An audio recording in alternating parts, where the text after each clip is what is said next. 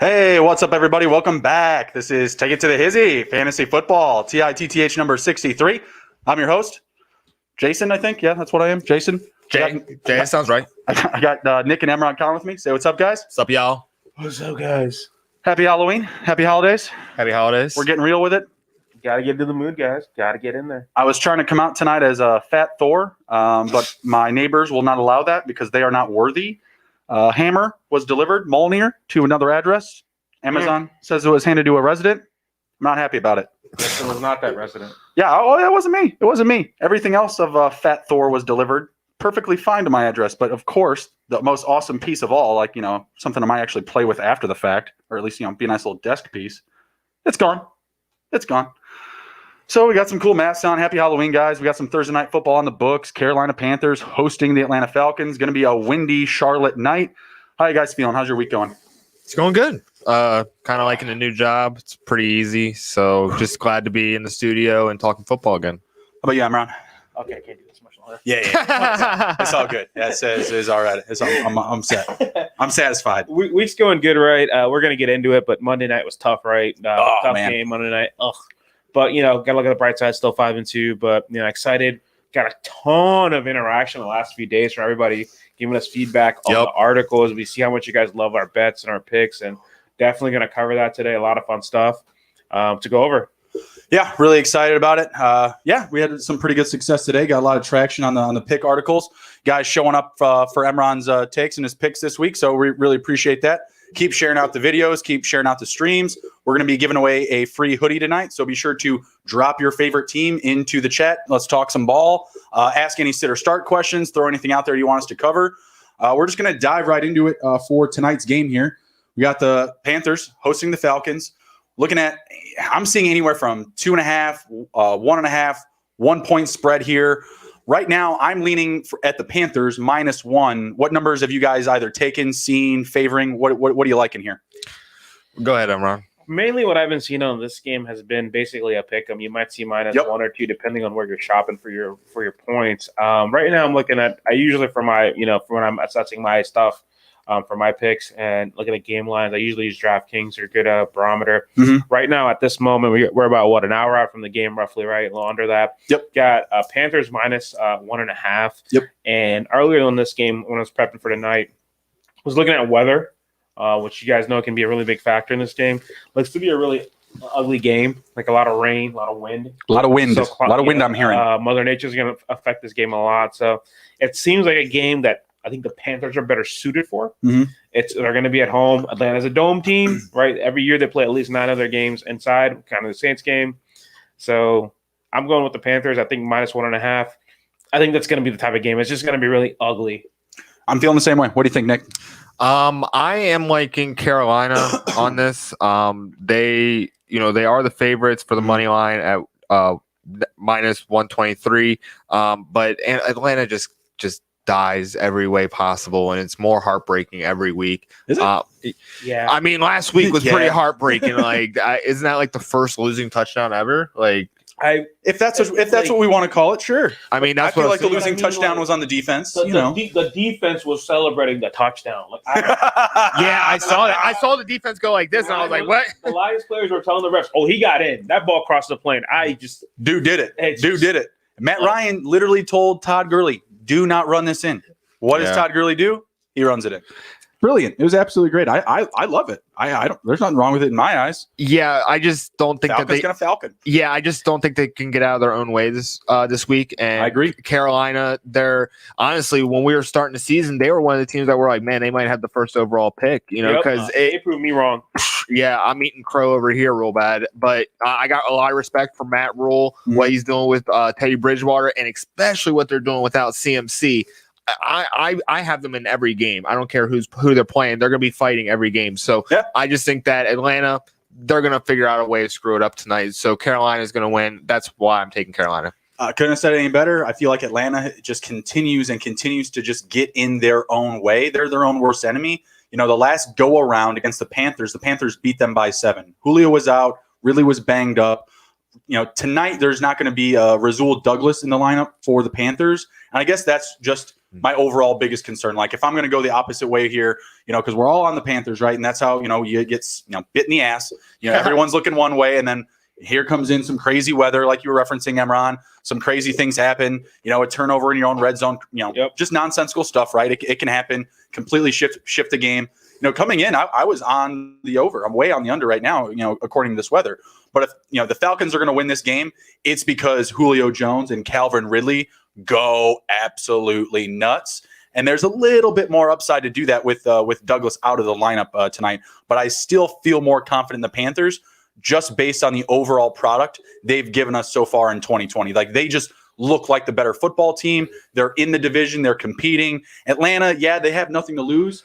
Dan Quinn's gone. He was also the coach during the last go around. That should probably be referenced as well. The Falcons probably feeling a little bit more loose, more free to do whatever they want with the playbook, right? Get a little more creative with it. But Panthers a better team in my opinion here. Nick, what are you thinking on the over and under? Ooh, the over under. I think the one 52. I saw 52. Okay, so that's about 26 points basically each team. I think it's absolutely possible. I'm going to say the over, just because. Not afraid of the weather?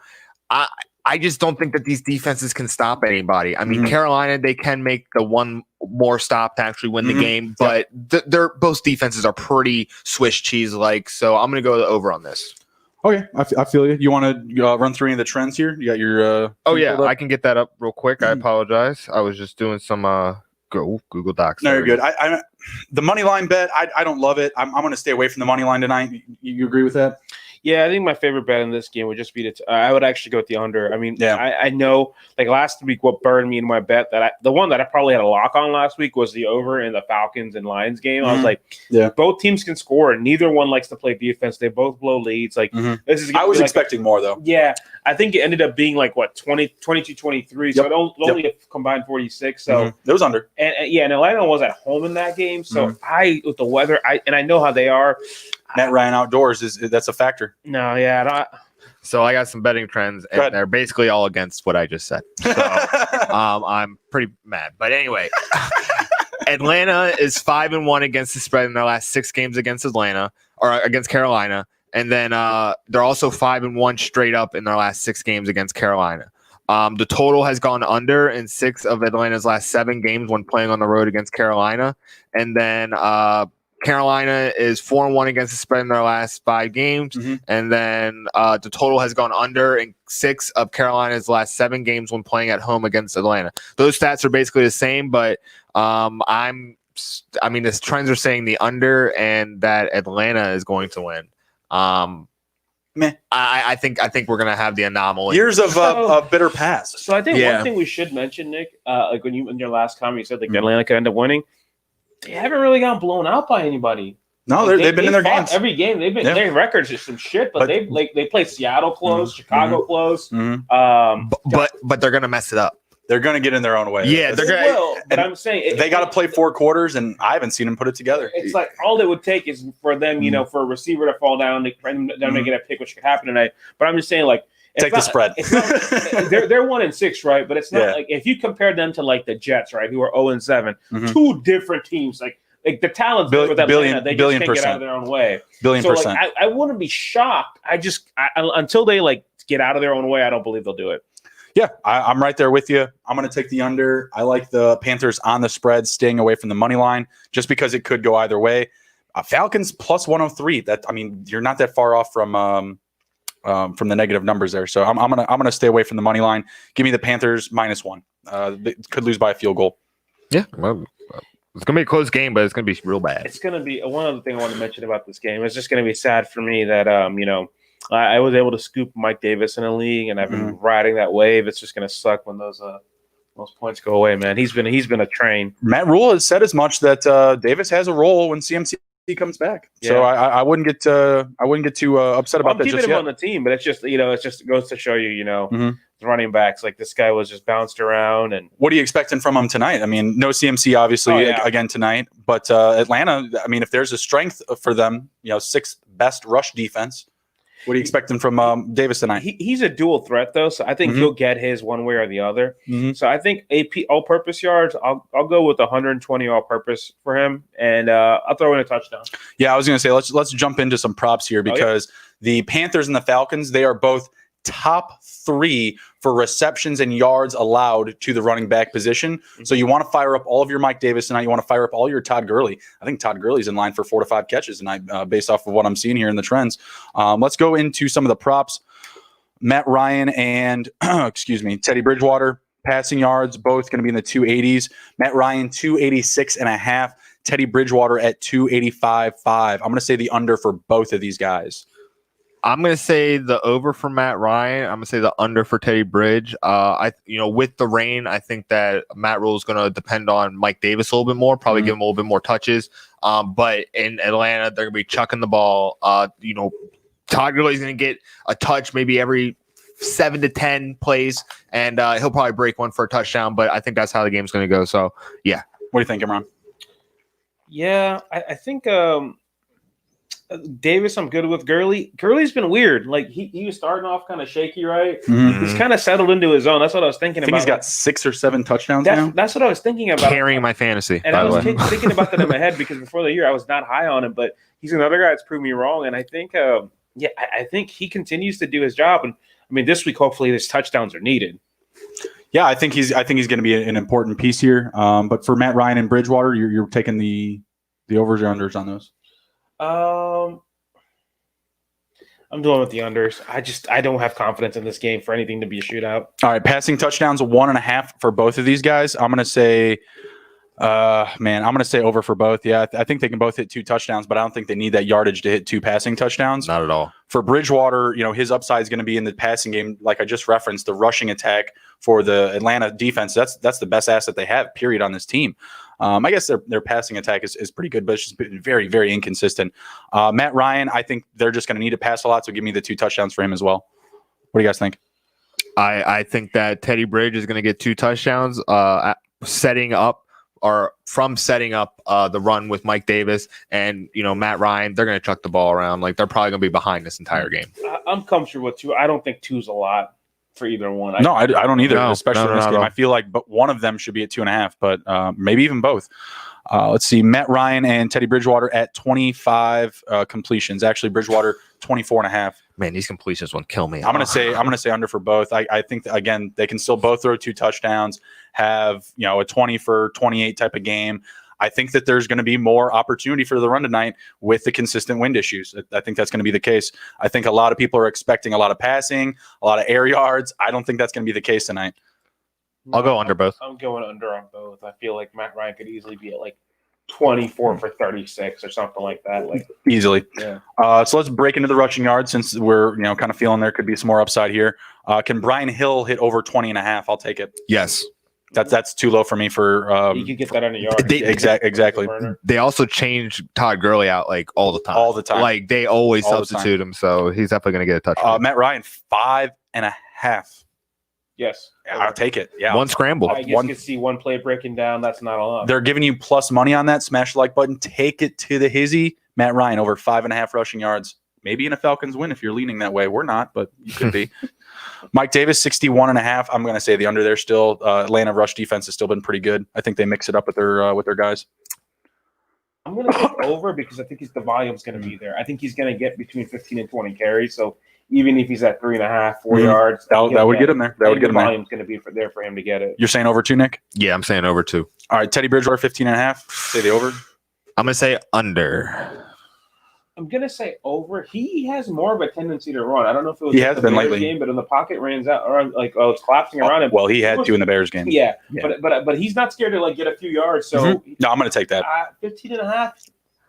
Yeah, I'll take it. I'm going to say under because I don't think Atlanta's going to be able to generate the pressure for him to have to scramble. I think they'll generate some. I mean, who is Carolina missing? They're missing Russell Okung. We'll get to the injury report here in a bit. They're missing Russell Okung, but the Falcons are missing one of their other linebackers.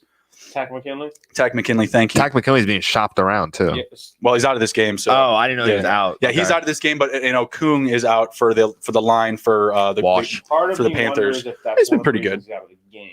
Oh, maybe. It probably Because is. you have Yeah. the COVID protocol, so if they have him isolated, you'll be able to play fast running in your team. Nice. All right, and Todd Gurley over 69.5 rushing yards. Can we hit it? Over. 7 rushing touchdowns, most in the NFL. Wow. Crazy. For Todd? Yeah, that's I just would- popped up. Fucking Todd. I wouldn't have been able to guess that. Arthritis knee? I said he had 6 or 7, but I didn't know it, or whatever, 7 or 8, but I didn't know it was What leading did the he league. pick the under for his touchdowns? Yoinks. That's okay. There's still a whole season. to go. Yoinks. Dude. Yeah, he But- could get hurt. But yeah, I think I'm gonna take the under 69.5. Under 69. I'll take the under. I could see him at like 65. I don't see 60 and 70. I don't love that number. I'll take the under too. Calvin Ridley, we're going into receiving yards. Sorry. Calvin Ridley, 73.5. Under. I'm going to say over. Calvin Ridley is like really good when Julio Jones is in the lineup. Yeah, I'll take the over. Curtis Samuel, 41.5. Too high. Under. They love to use him in the rushing Over. game too. They like to use him in the rushing game. Yeah. I'll say over. DJ Moore, 75.5. He's been getting it going recently. Man, that's I'm gonna tough. take the over. Main reason because he's such a different receiver from Anderson. He's gonna get the volume. He could in this game, but I just don't know what type of volume is expected. Man, he like DJ Moore isn't the same type of game breaker to me as Calvin Ridley. I'm going to say under. Yeah, I think there's possibility he can go under. Hayden Hurst, 34.5. Ooh, I'm gonna go over. He's gonna get 40. Yeah, he could get 40. He could get 45. He's getting more volume as the season's going on too. Mhm. What do you think, Cameron? Hayden Hurst, 34.5. I'll take the over. I don't think that's a lot. He just would need a couple catches. Yeah, I don't think so I'm either. trying not to overthink that one. Ian Thomas, try not to overthink this one. 11.5. Under. I'm going to Under. take the under. No targets. He's gonna go for 5. I think Mike Davis and Curtis Samuel leading any targets he would get in the underneath game. Yeah, absolutely. Julio Jones, 79.5. I want to take the under. Over. Yeah, I think Calvin Ridley has a better night tonight.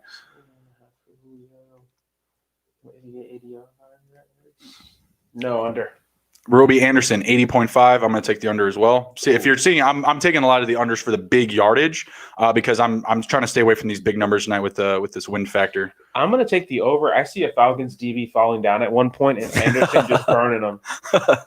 Russ Gage, 35.5. Did you take that one, Nick? Did you take Roby? Roby Anderson, 80.5. Oh, yeah, that's over for me. Okay, Russ Gage, 35.5. Disappointment after the first week.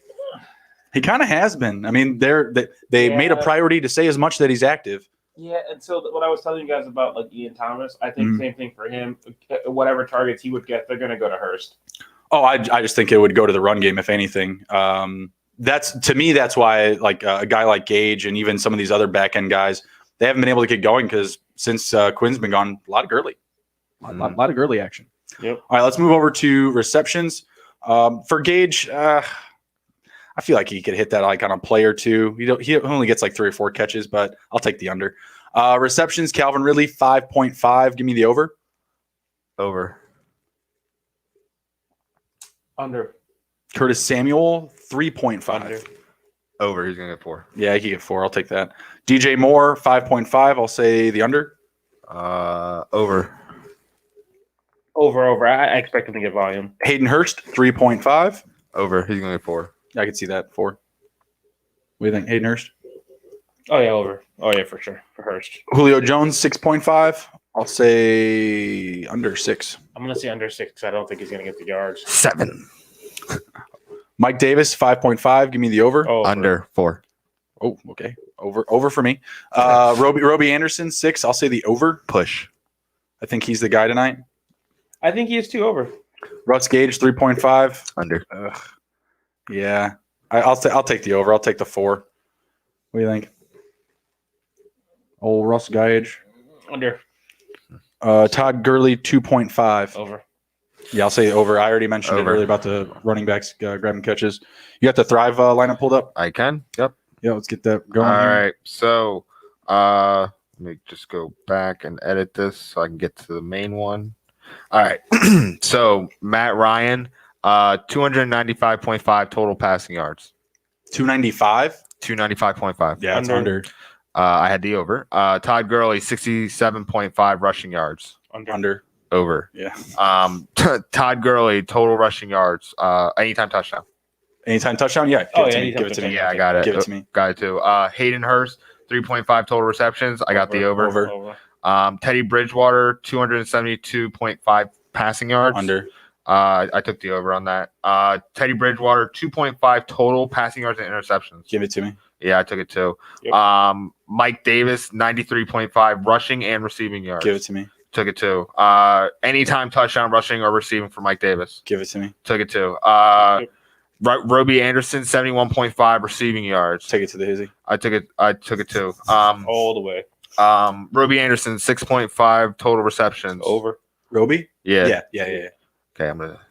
And then Moving over to the Falcons. Julio Jones, 4.5 total receptions. 4.5? Yeah. That's much lower than the books. I'll take that. I'll take that all day. What, are they giving you like 80 points for it or something? Some Yeah. garbage? Yeah. Man, maybe they're on something. Maybe they're trying to lay us an egg here. Thrive, trying to give us some value on tonight's lineup. Julio Jones, 85.5 total receiving yards. Julio Jones, 80 what? 85.5. Oh, I got to say under. I said over. That's weird. Yeah, like why would they? Receptions went down, but the yards went up. That makes no sense to me. Yeah. Matt Ryan, 27.5 total completions. 27? 0.5, yeah. Under. Okay. These are all over the place. Under, yeah. Yeah, those numbers are like way out of nowhere. It kind of evens out, I guess. Some things are really good value. Others, you're like, Mhm. Calvin Ridley, 74.5 total receiving yards. Calvin, give me the over. I didn't take that one. That's not one I put in. Hayden Hurst, over 35.5 receiving yards. 35.5 receiving yards. I'll take the over. Yeah, I'll 40. take that. DJ Moore, 73.5 receiving yards. Under. I said the under on the Over. the props. Anytime receiving touchdown for DJ Moore. Yeah. Doesn't need the yardage. 37.5 total receiving yards for Curtis Samuel. Oh, under. For receiving for who? Curtis Samuel. Yeah, I'll take the under. Joey Sly, kicker points, 7.5. Joey Sly, give it to me. Joey Sly's kicking 65s. Let's go. And that was it. All right, I like it. Anyone want to fire up any DFS? Yeah, I can. You got your boldest lineup up, Nick? Yeah, I got a couple All bold lineups here. After that, we're going to dig into some stuff, some things, really get into it.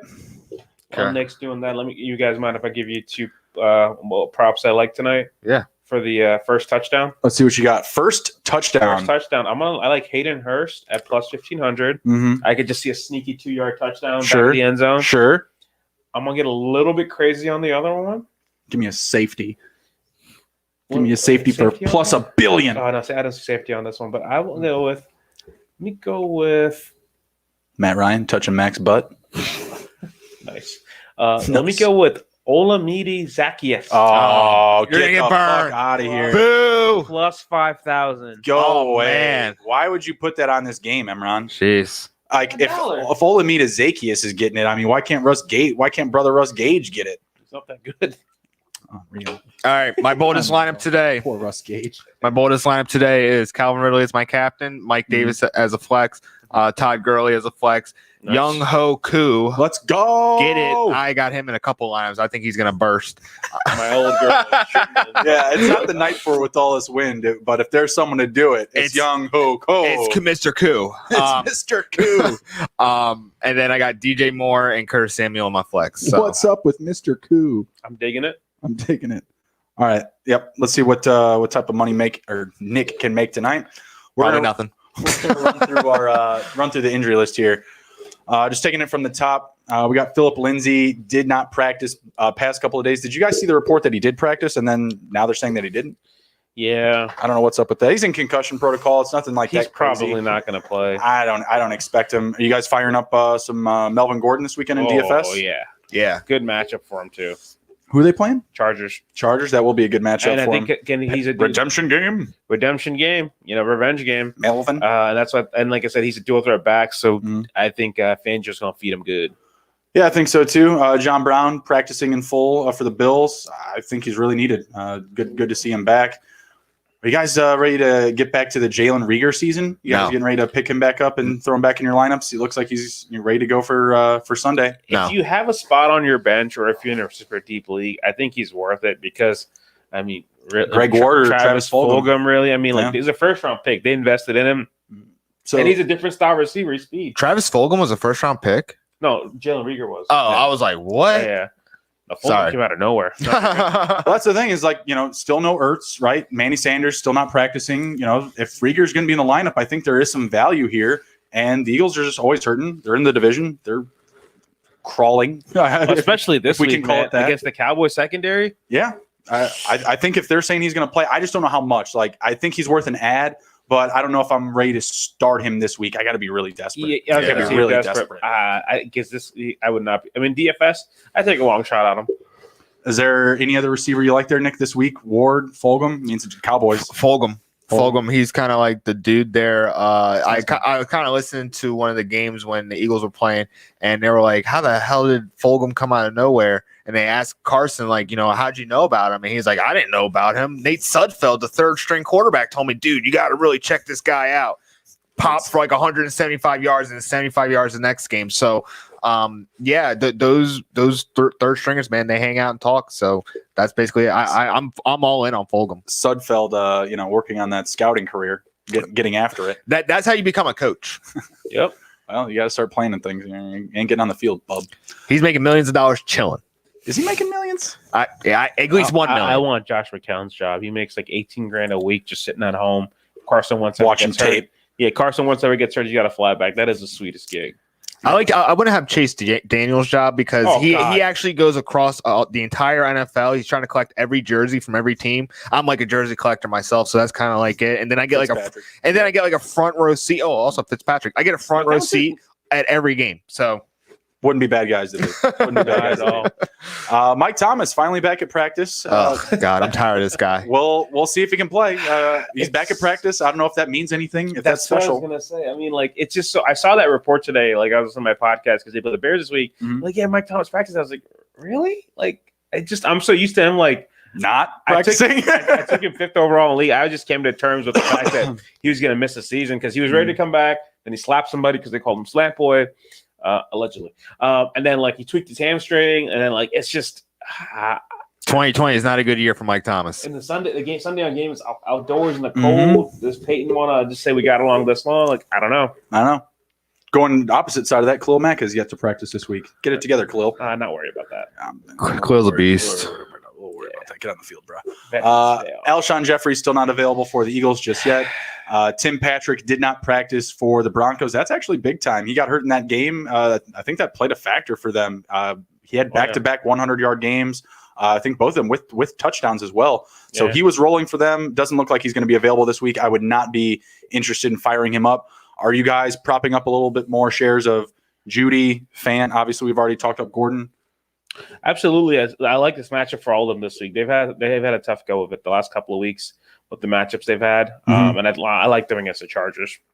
I also like Albert O. He's getting a little connection back with Drew Lock, who they played together Albert O's freshman year and scored 13 touchdowns. Him and Drew Lock. Yeah. So that's just basically just starting to come about. I mean, last week I had Noah Fant in my lineup and I switched him out because Justin was like, Albert O is kind of creating a nice little connection. I was like, I'm going to take Justin's advice, and it worked out. So I mean, I still lost, but I got more points with the tight. Actually, I switched him out for Darren Fells and got 0. So never mind. It didn't work out. But it was seeming like it should work out with Atkins, not being able to play. But that wasn't Justin's fault. It was more like Darren Fell's fault. But I think Albert O is a great option for a tight end if you're having a bad situation. Yeah, Albert O. I didn't even think about that one there too. I mean, he did lead the team in targets last week. He led the team in receptions. The week before that, he led the team in targets. So it's coming along. I'm feeling like I'm going to probably start Harrison Bryant one more week over Noah Fant. Just because, with Austin Hooper now practicing for the Browns, I could probably get a little bit of value there. Wish Jerry Jeudy would come alive, though, for the Broncos. It was just like that one game against the Jets. I mean, other than that. It was really just a catch, too. Yeah, realistically, and I don't want to say it's the same thing for Ruggs, but we haven't really seen him flash since that KC game. So those guys getting taken at the top, it's just it ain't been for him. It's been more Jefferson, Claypool, T. Higgins. Those guys have been going nuts, and I just feel like fucking Alabama boys, man, they're just getting run through the mud. It's tough. But when you go to the worst team, or not worst teams, but the lesser teams in the draft, I mean, I guess that's kind of what we're supposed to expect. Yep. For the first couple of years. Let's see who else we got up here. Moali Cox, he's practicing in full. I don't know what's going on with the tight ends. You got Trey Burton, you got Jack Doyle still catching a touchdown there in their last game. Shit's driving me crazy. Trey Burton, least favorite player ever. Dalvin Cook limited the past 2 days, looking like he should be back, ready to roll, going up against the Packers. Packers rush defense has been pretty bad, but I don't think Dalvin's going to carry him to a win here. No. How about, dude, guys, what's up with fucking Allen Lazard? What's up with some of these players that just get like ridiculously hurt? He had and they're back like that. Yeah, I was when I saw him, I'm not gonna lie, I saw you said he had full participation. I was like, huh? I didn't believe it. He had like a surprise abdominal surgery. Because I mean, I'm not a medical professional, but an abdominal surgery sounds like he'd be out for a little while. You would assume, but what are you gonna say? Go ahead. No, nothing. I mean, that's kind of strange that they're coming back quick like that. Most surgeries you're usually out like 3 to 4 weeks, but now it's like these guys are coming back really fast. It's just very strange. Yeah, I didn't understand that one. Very surprising. I'm not ready to put him in my lineup. Do not push him in just yet. I don't care what I'm hearing. And in fact, I don't even think he's actually been activated from the IR because there's like a 3-week waiting period. I think he's designated to return where he's got to come back. And honestly, they're playing the Vikings this week. They don't need him. Yeah, I don't think so. And my God, I mean, do they need anyone other than Devontae Adams there? 196 receiving yards. He's the entire offense. I mean, my God. Aaron Jones also did not practice the past couple of days. He shouldn't play. Just fire up some more Jamal Williams. AJ Dillon, you spent the second round pick on him. Why won't they use him more?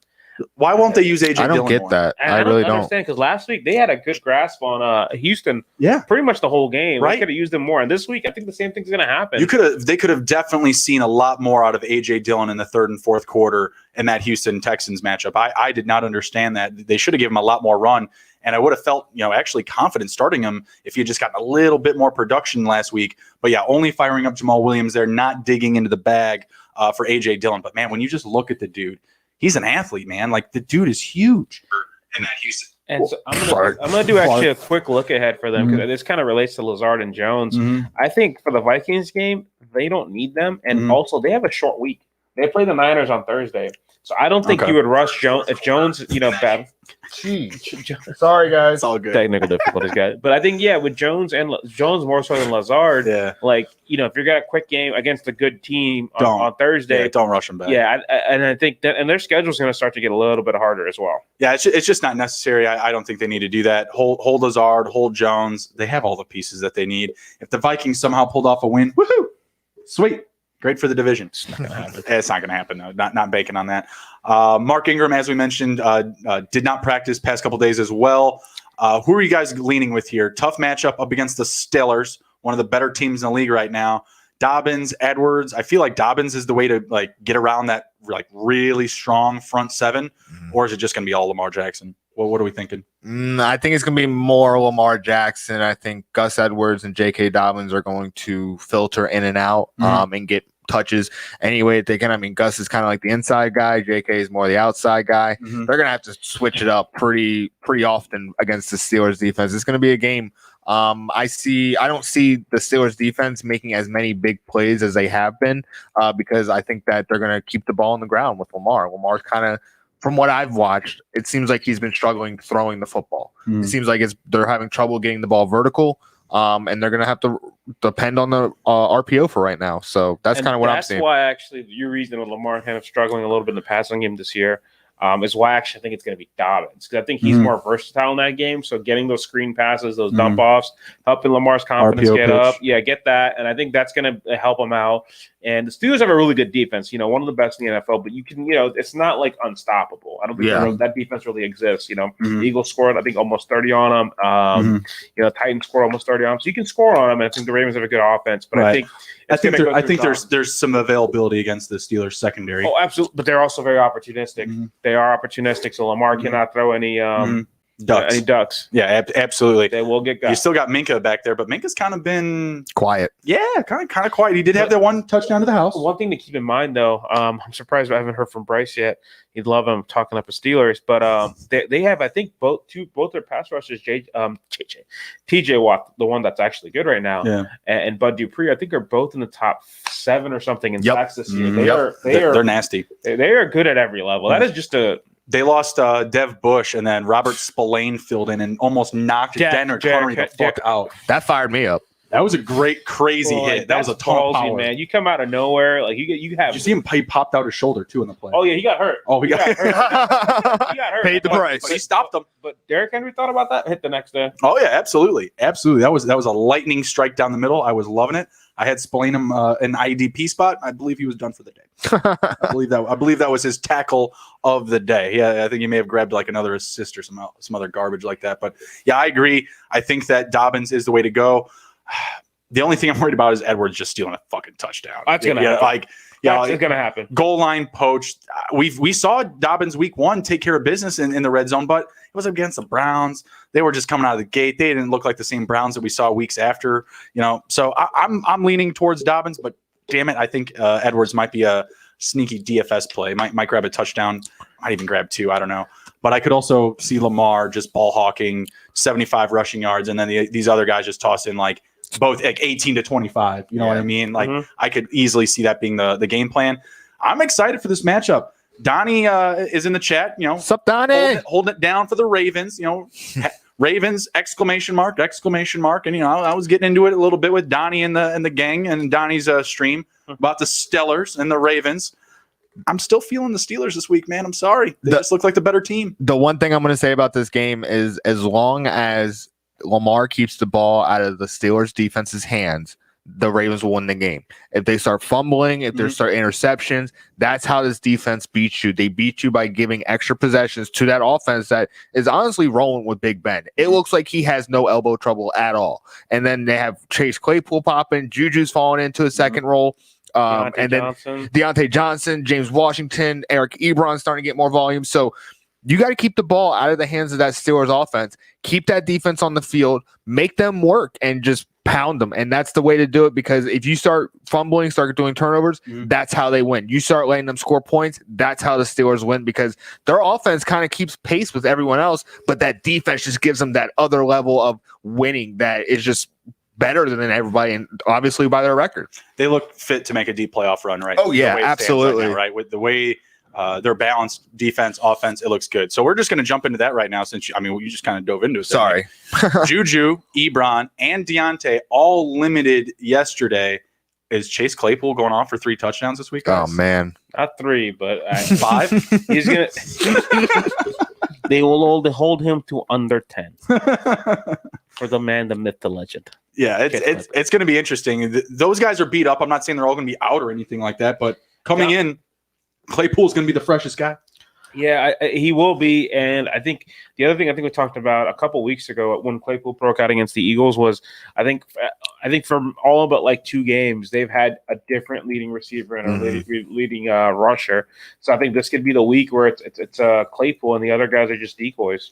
Yeah, I'm thinking so too. I just feel like they're going to use a lot of Juju running into Marcus Peters, Humphreys, same thing with Johnson. I feel like Claypool's going to have a lot of opportunities across the middle of the field. And he's a big boy too, like jump balls. Against all of those guys. I mean Humphreys, Clark, Elliott, Peters.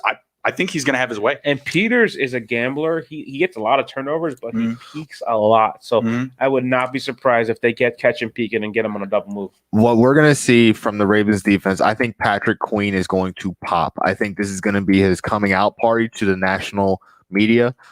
He's one of the top defensive linebackers, rookie linebackers in the league, right behind Devin Bush. Like Devin Bush was the cream of the crop, but right behind it was Patrick Queen. I think he's going to pop. He's going to keep that defense going. I think that Chuck Clark, the safety, I think he's going to shut up the middle and he's going to stop those crossing routes. Those outside corners, man, they're some of the best in the league, and it's going to take a lot of offensive firepower and a lot of offensive strategy to try and beat them. We'll see. It's probably going to be one of the better games that we see this year. It's always good between the Ravens and Steelers. All right, Nick. Ravens 3.5, Steelers plus 3.5. Where are you going? I'm going to go Ravens covering the spread. I'm gonna have to go Steelers +3. 3.5, right? 3.5. But I'm gonna take it down 3. I'm gonna take it up to 4.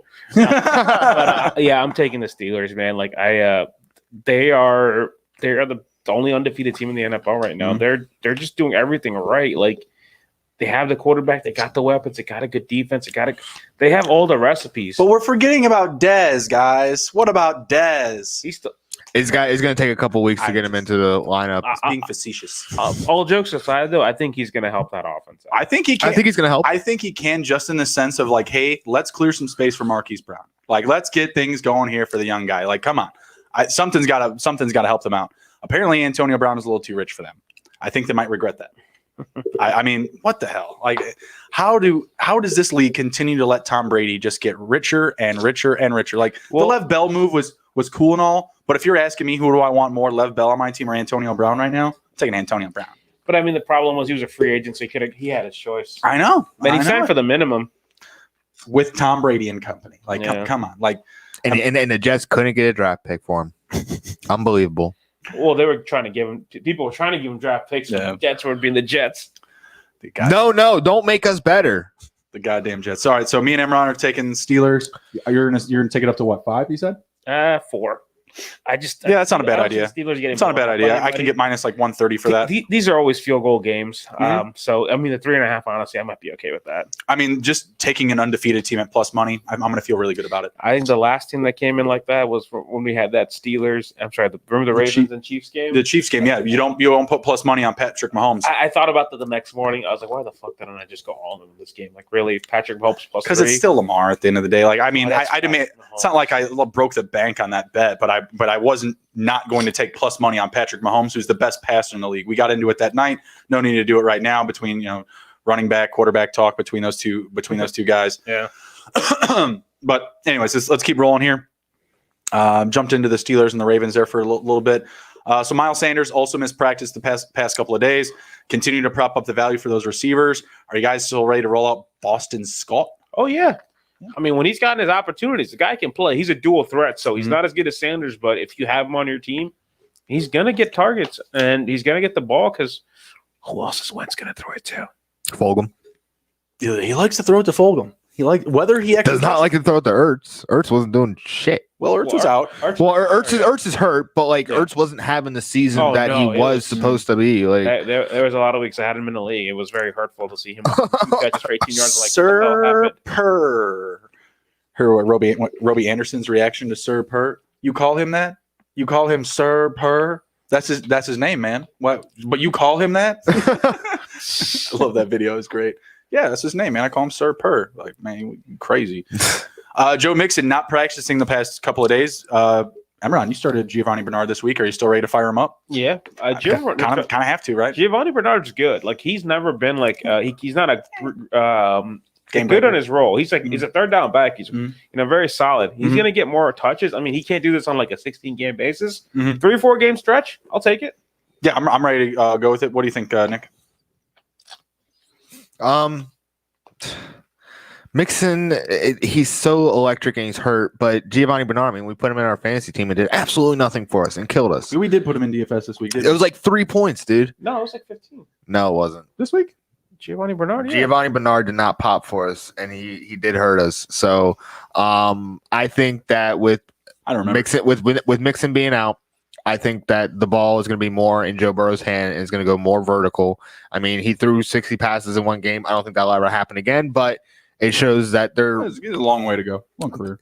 Well, I mean, they also showed that they're willing to chuck the ball up. They don't care. And not having a top running back, I guarantee you Joe Mixon was a huge part of their game plan. Yeah, I'm ready to fire up Bernard again this week, especially if you're just a Mixon owner, right? Just like if you own Mixon, you had to fill him in, you got to be firing him up. Hopefully he comes back soon. He was pretty good last week. 5 catches, 59 yards, a touchdown. touchdown. Huh. 13 for 37. Yeah, I remember I had him in a league. He had a really good game. How did we end up 16th out of 17th then? DK I don't know. Metcalf. Yeah, DK that- Metcalf killed us. DK Metcalf killed us. We were 6th. Thank you, Tyler Lockett. And then DK Metcalf put up like a goose egg for us and just crushed us. More like Lockett put up $1 billion, but whatever. Yeah, it's fucking crazy. Sammy Watkins still not practicing for the Chiefs. Not banking on him being available this week. Don't try to get cute and get him in your lineups. Julian Edelman going to be out for a question mark, an uncertain amount of time. I think he's getting a knee scoper of some kind. This should have happened in like week 2 after he put up like 200 yards by himself. Yeah. What were they doing? You think he's plotting to get to Tampa too? Maybe, man. I mean, they said everyone is on the table. The Patriots came out today and said everyone is on the table. That's before I wrote the line down, Patriots redemption game ? Then they came out and said, nope, everyone's available. Take the whole lot. Endelman, Gilmore. I am just happy that they have 2 wins, and there's no way in hell that Trevor Lawrence is going to end up there. Thank God. It wouldn't be fair. He might sit in college one more year if Jets get it. I don't think he's going to do. What if he starts calling Gase and kind of game planning him? What I think is going to happen. Listen, man, this is how you get a couple of wins. I think he's going to pull an Eli. I see that happen, man. The Jets are just so bad. You think Trev is just going to be like, nah, trade it. Yeah. Move it. Why stay in college? Because he can call his shot. Because if the Jets, it sucks he doesn't want to come there. They'll get a haul for him.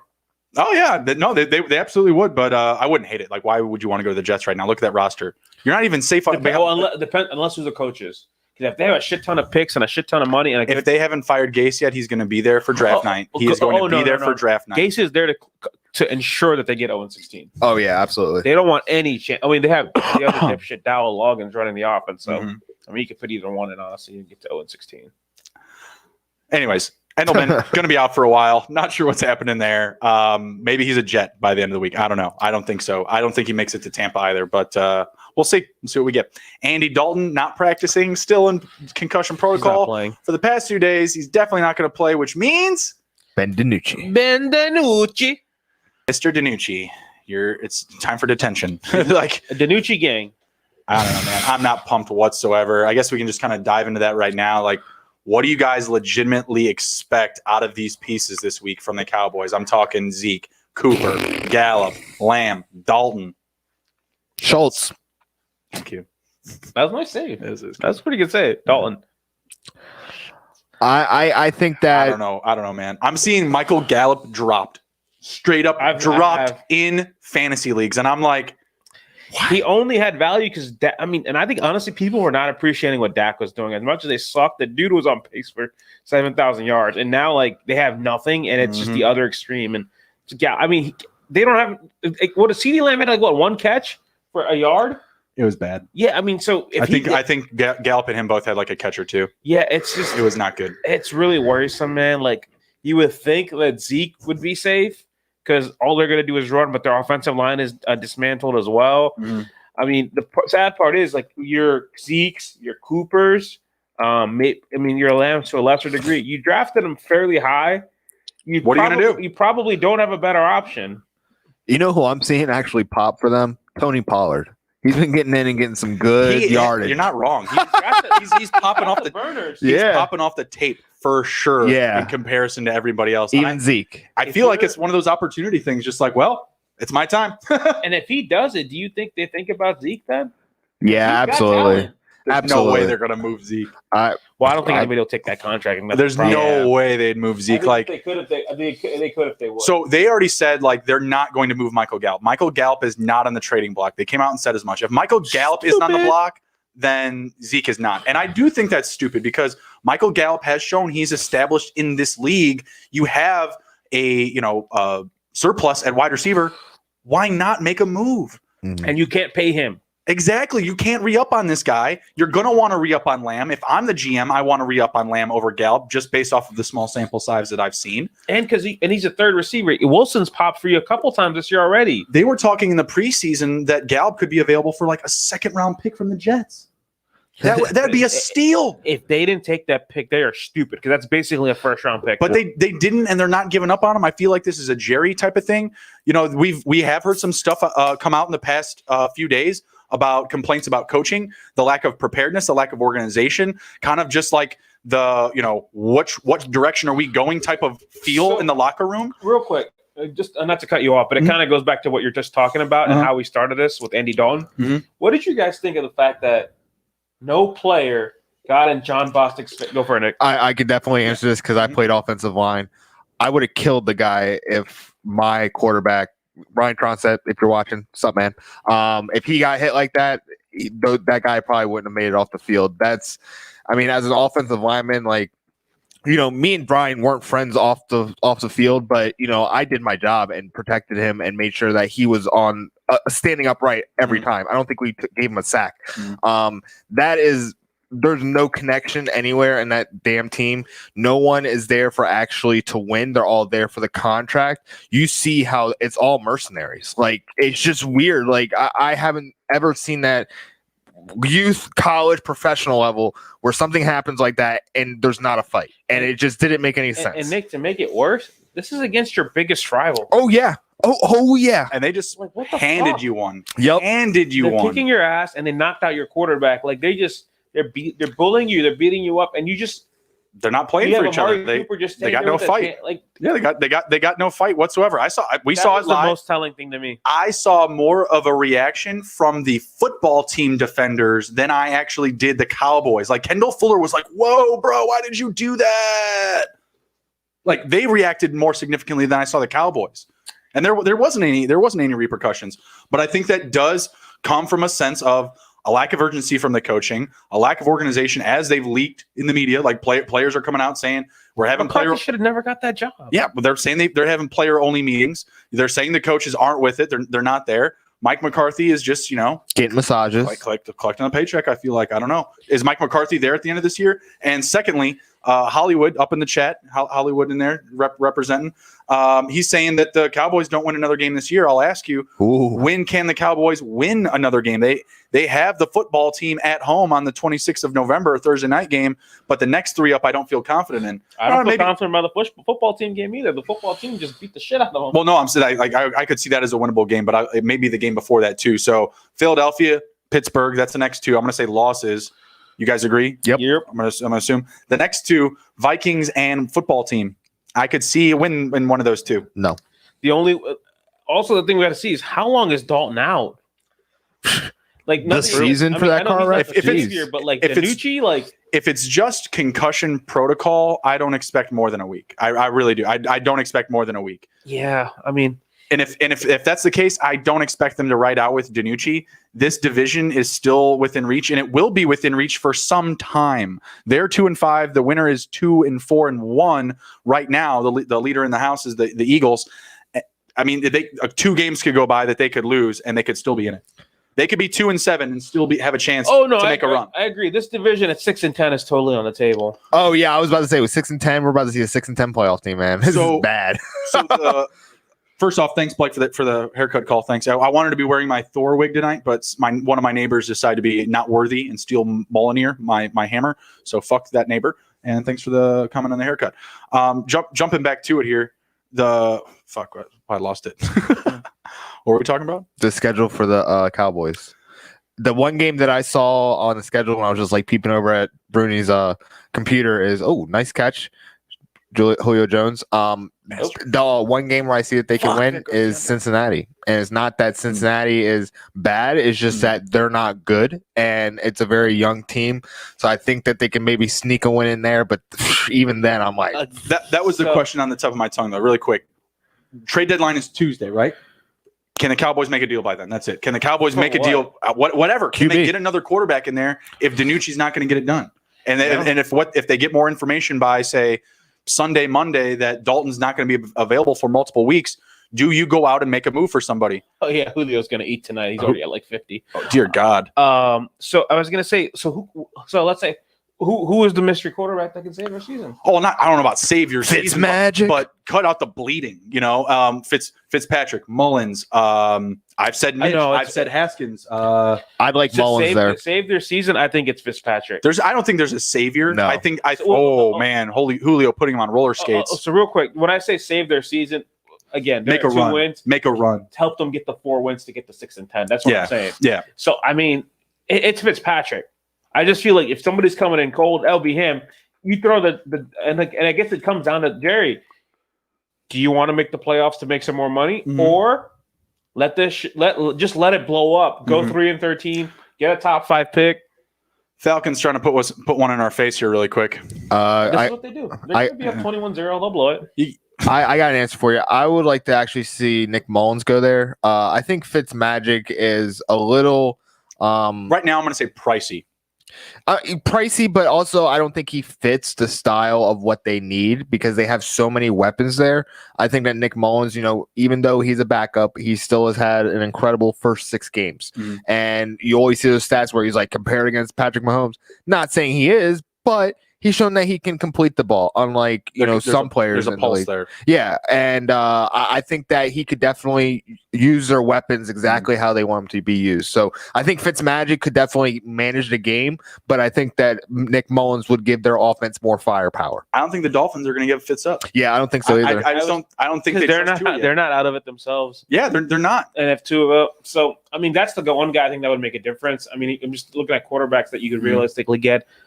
Mitch, he's not going to happen because he may actually go back in. Haskins, I don't see him going a team in the division. I don't know, man. Football team does not like Haskins. No. What have they shown you in the last year and a half that says that they like this guy? But do they trade him within the division? Oh, I don't think they trade him in the division, but he definitely is traded. Oh yeah, yeah. It's just a matter of when for him. Matt Ryan to Ridley. Oh, Ridley. Oh, he's so good. Going to bring up 3rd down. Going to be 3rd and 2. I mean, that should have been like a 3-yard game. He's a shifty fellow. That stuff is like hidden. Like that doesn't show up in the stat sheet, but it's so good. But yeah. So like, look at the Cowboys' schedule. Talk about their next win, right? They're not going to beat the Steelers. They're not going to beat the Eagles. They're not going to beat the Vikings. They're not going to beat the Washington team, the Ravens. The Giants, the last game of the season?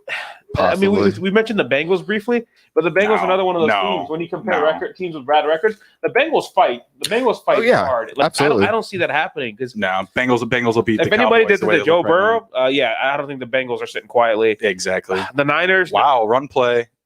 They don't get it. I don't know where he's Young Huku. Here we go. Fire up. Oh, they got to go for it. They got to go for it. I would go for it. I mean, with how your offense is going. Yeah. There's nothing to lose. Yeah, exactly. Go for it. There you go. If they don't, look where you put the Panthers. Come on. I'll take a Gurley touchdown, a Hurst touchdown. I think it's going to be a Hurst sneak. This is your Hurst touchdown. Emron called before the game a little sneaky 2-yard Hurst touchdown. Here it is. Oh, God, I swear to or God. we could do Old Meat Zacchaeus. I think they'll still get the touchdown. I think they're going to sneak it just to get that first down real quick. No, you go for the touchdown right here. 4th and 1. So go for the touchdown. Look where your position is. I know, but I feel better having more shots. They're saying it's first down. Are they going to review it? I don't think they're challenging it. No, timeout. Does it? So long way to go, man. I mean, keep it simple. What the hell? It's an opportunity at a touchdown, though. So I think you want to. I suppose, like you just said, go for the safe play. But so I think that's. Do you guys want to stick on the Cowboys or no? I'm saying Giants last game of the season. Give it to me. That's when they can pull off a victory. God knows who their quarterback will be by then. Could be someone from the AFL. Next up, we got Jamison Crowder. He's been limited the past couple of days, looking like he's going to be back. Him and Darnold have been solid when they're together. You mean the Jets offense?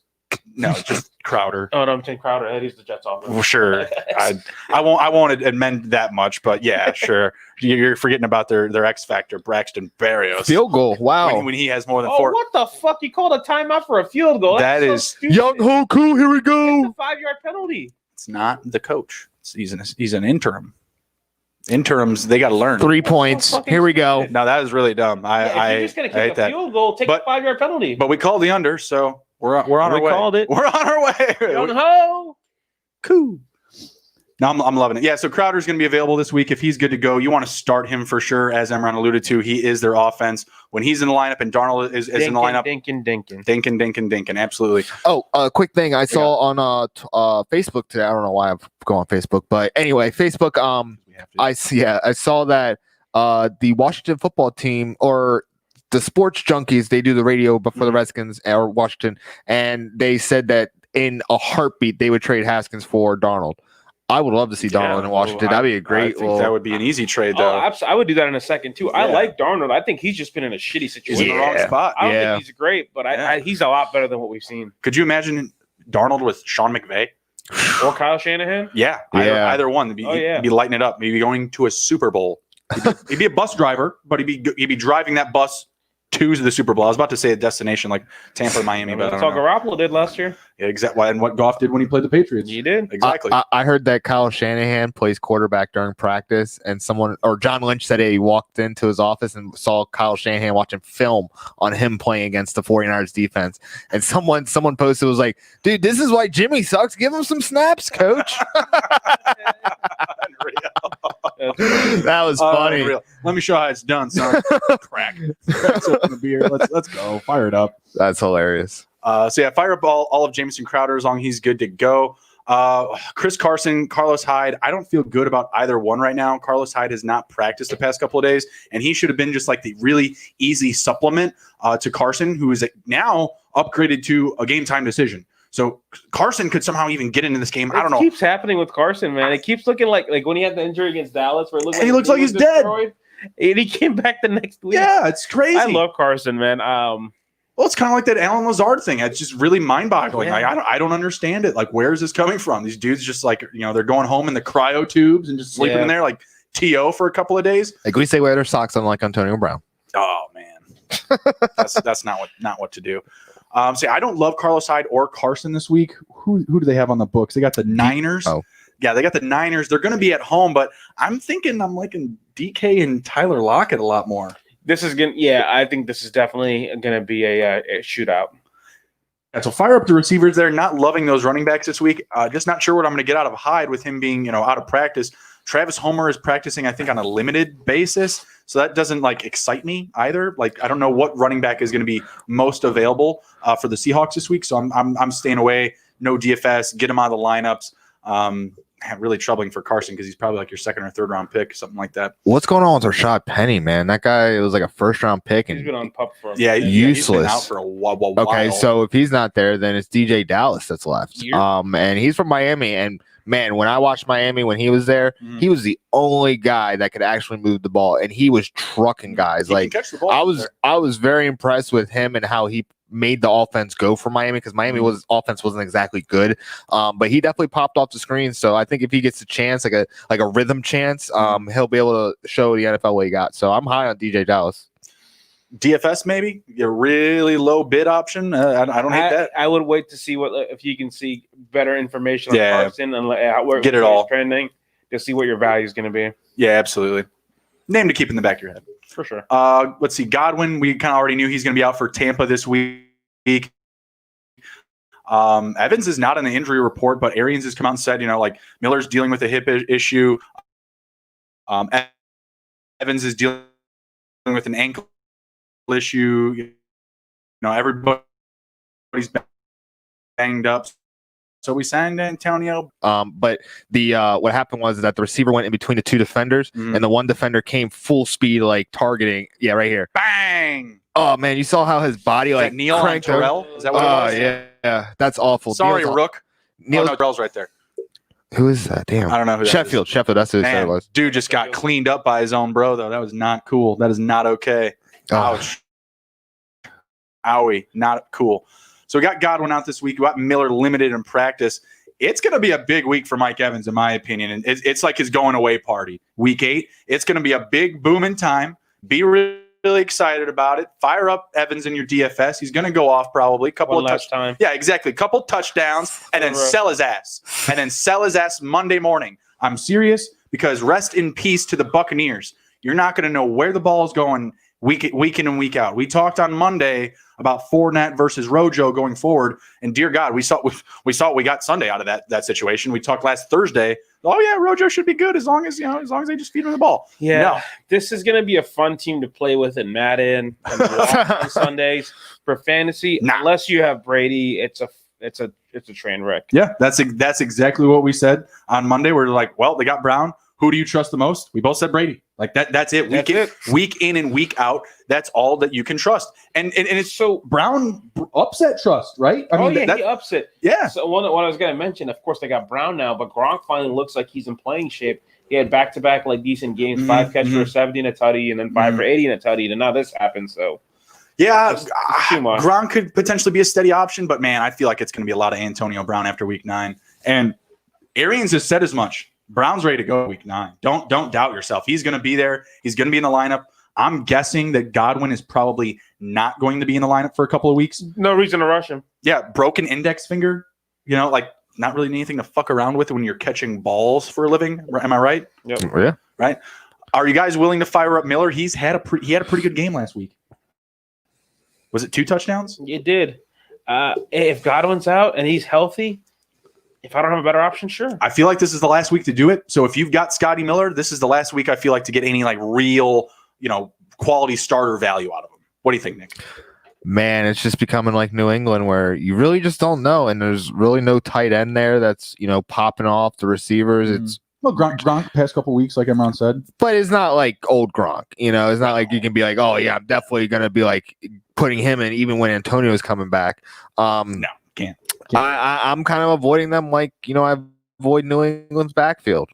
So I'm going to stay away too. You're starting Tom Brady this week. Don't act like you're not. Well, I had to keep him in my league, and Minshew's thumb just disintegrated. So yeah, like a week ago. So I'm just kind of playing Tom Brady, and I hope he does pop. But that's the only person I trust in that backfield. Yep. I mean, there's not even a running back. Like, who's their running back? Then is Ronald Jones still there? Or Ronald Jones is solid. Ronald is solid, and he's going to still be the first and second down back, and Fournette's going to be the third down back. Arians came out this week, said, "Hey, Fournette's my nickel RB. He's going to be in there for the quick passing downs, hurry up offense. Rojo is going to be in there for first and second down goal line opportunities. Hopefully, Rojo doesn't get in his own way. Kind of similar to what we're talking to the Falcons earlier, right? Like if Rojo starts dropping passes, taking losses behind the line of scrimmage, not staying in bounds, stuff like that. His job to lose. Yeah, exactly. Mm-hmm. Exactly. It is his job to lose. We got the Panthers up here on 3rd and 5 on their first drive. Going to be. You got Teddy. They need to keep this one going here. That was a really good drive there. Pass interference. PI? Nope. They didn't throw it. Oh, they didn't throw it. Oh, wow. Yeah. Good looking throw then. He didn't turn his head. Good looking throw then.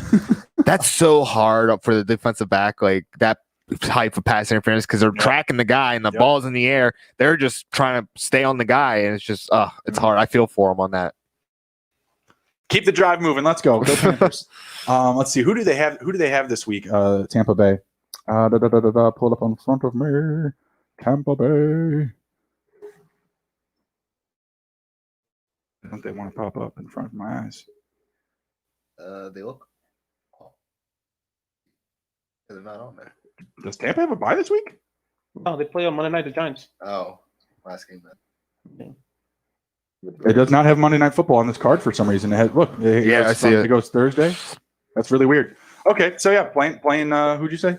The Giants. The Giants. Yeah, they're gonna roast them. Yeah. boom, roasted. Thanks, Emron. Anyways, one of our guys, Allen Robinson, not practicing the past couple days in concussion protocol. He's not playing. Did he pass out on that hit? No, it was a bang hit on Monday night. He didn't pass out, but he was like, it wasn't even helmet to helmet. It was a quick little slant. He got hit from the back, and it was a bang play. When he came down full force on his head, like face down. So he was shaking up on the play. They made him sit out a couple plays.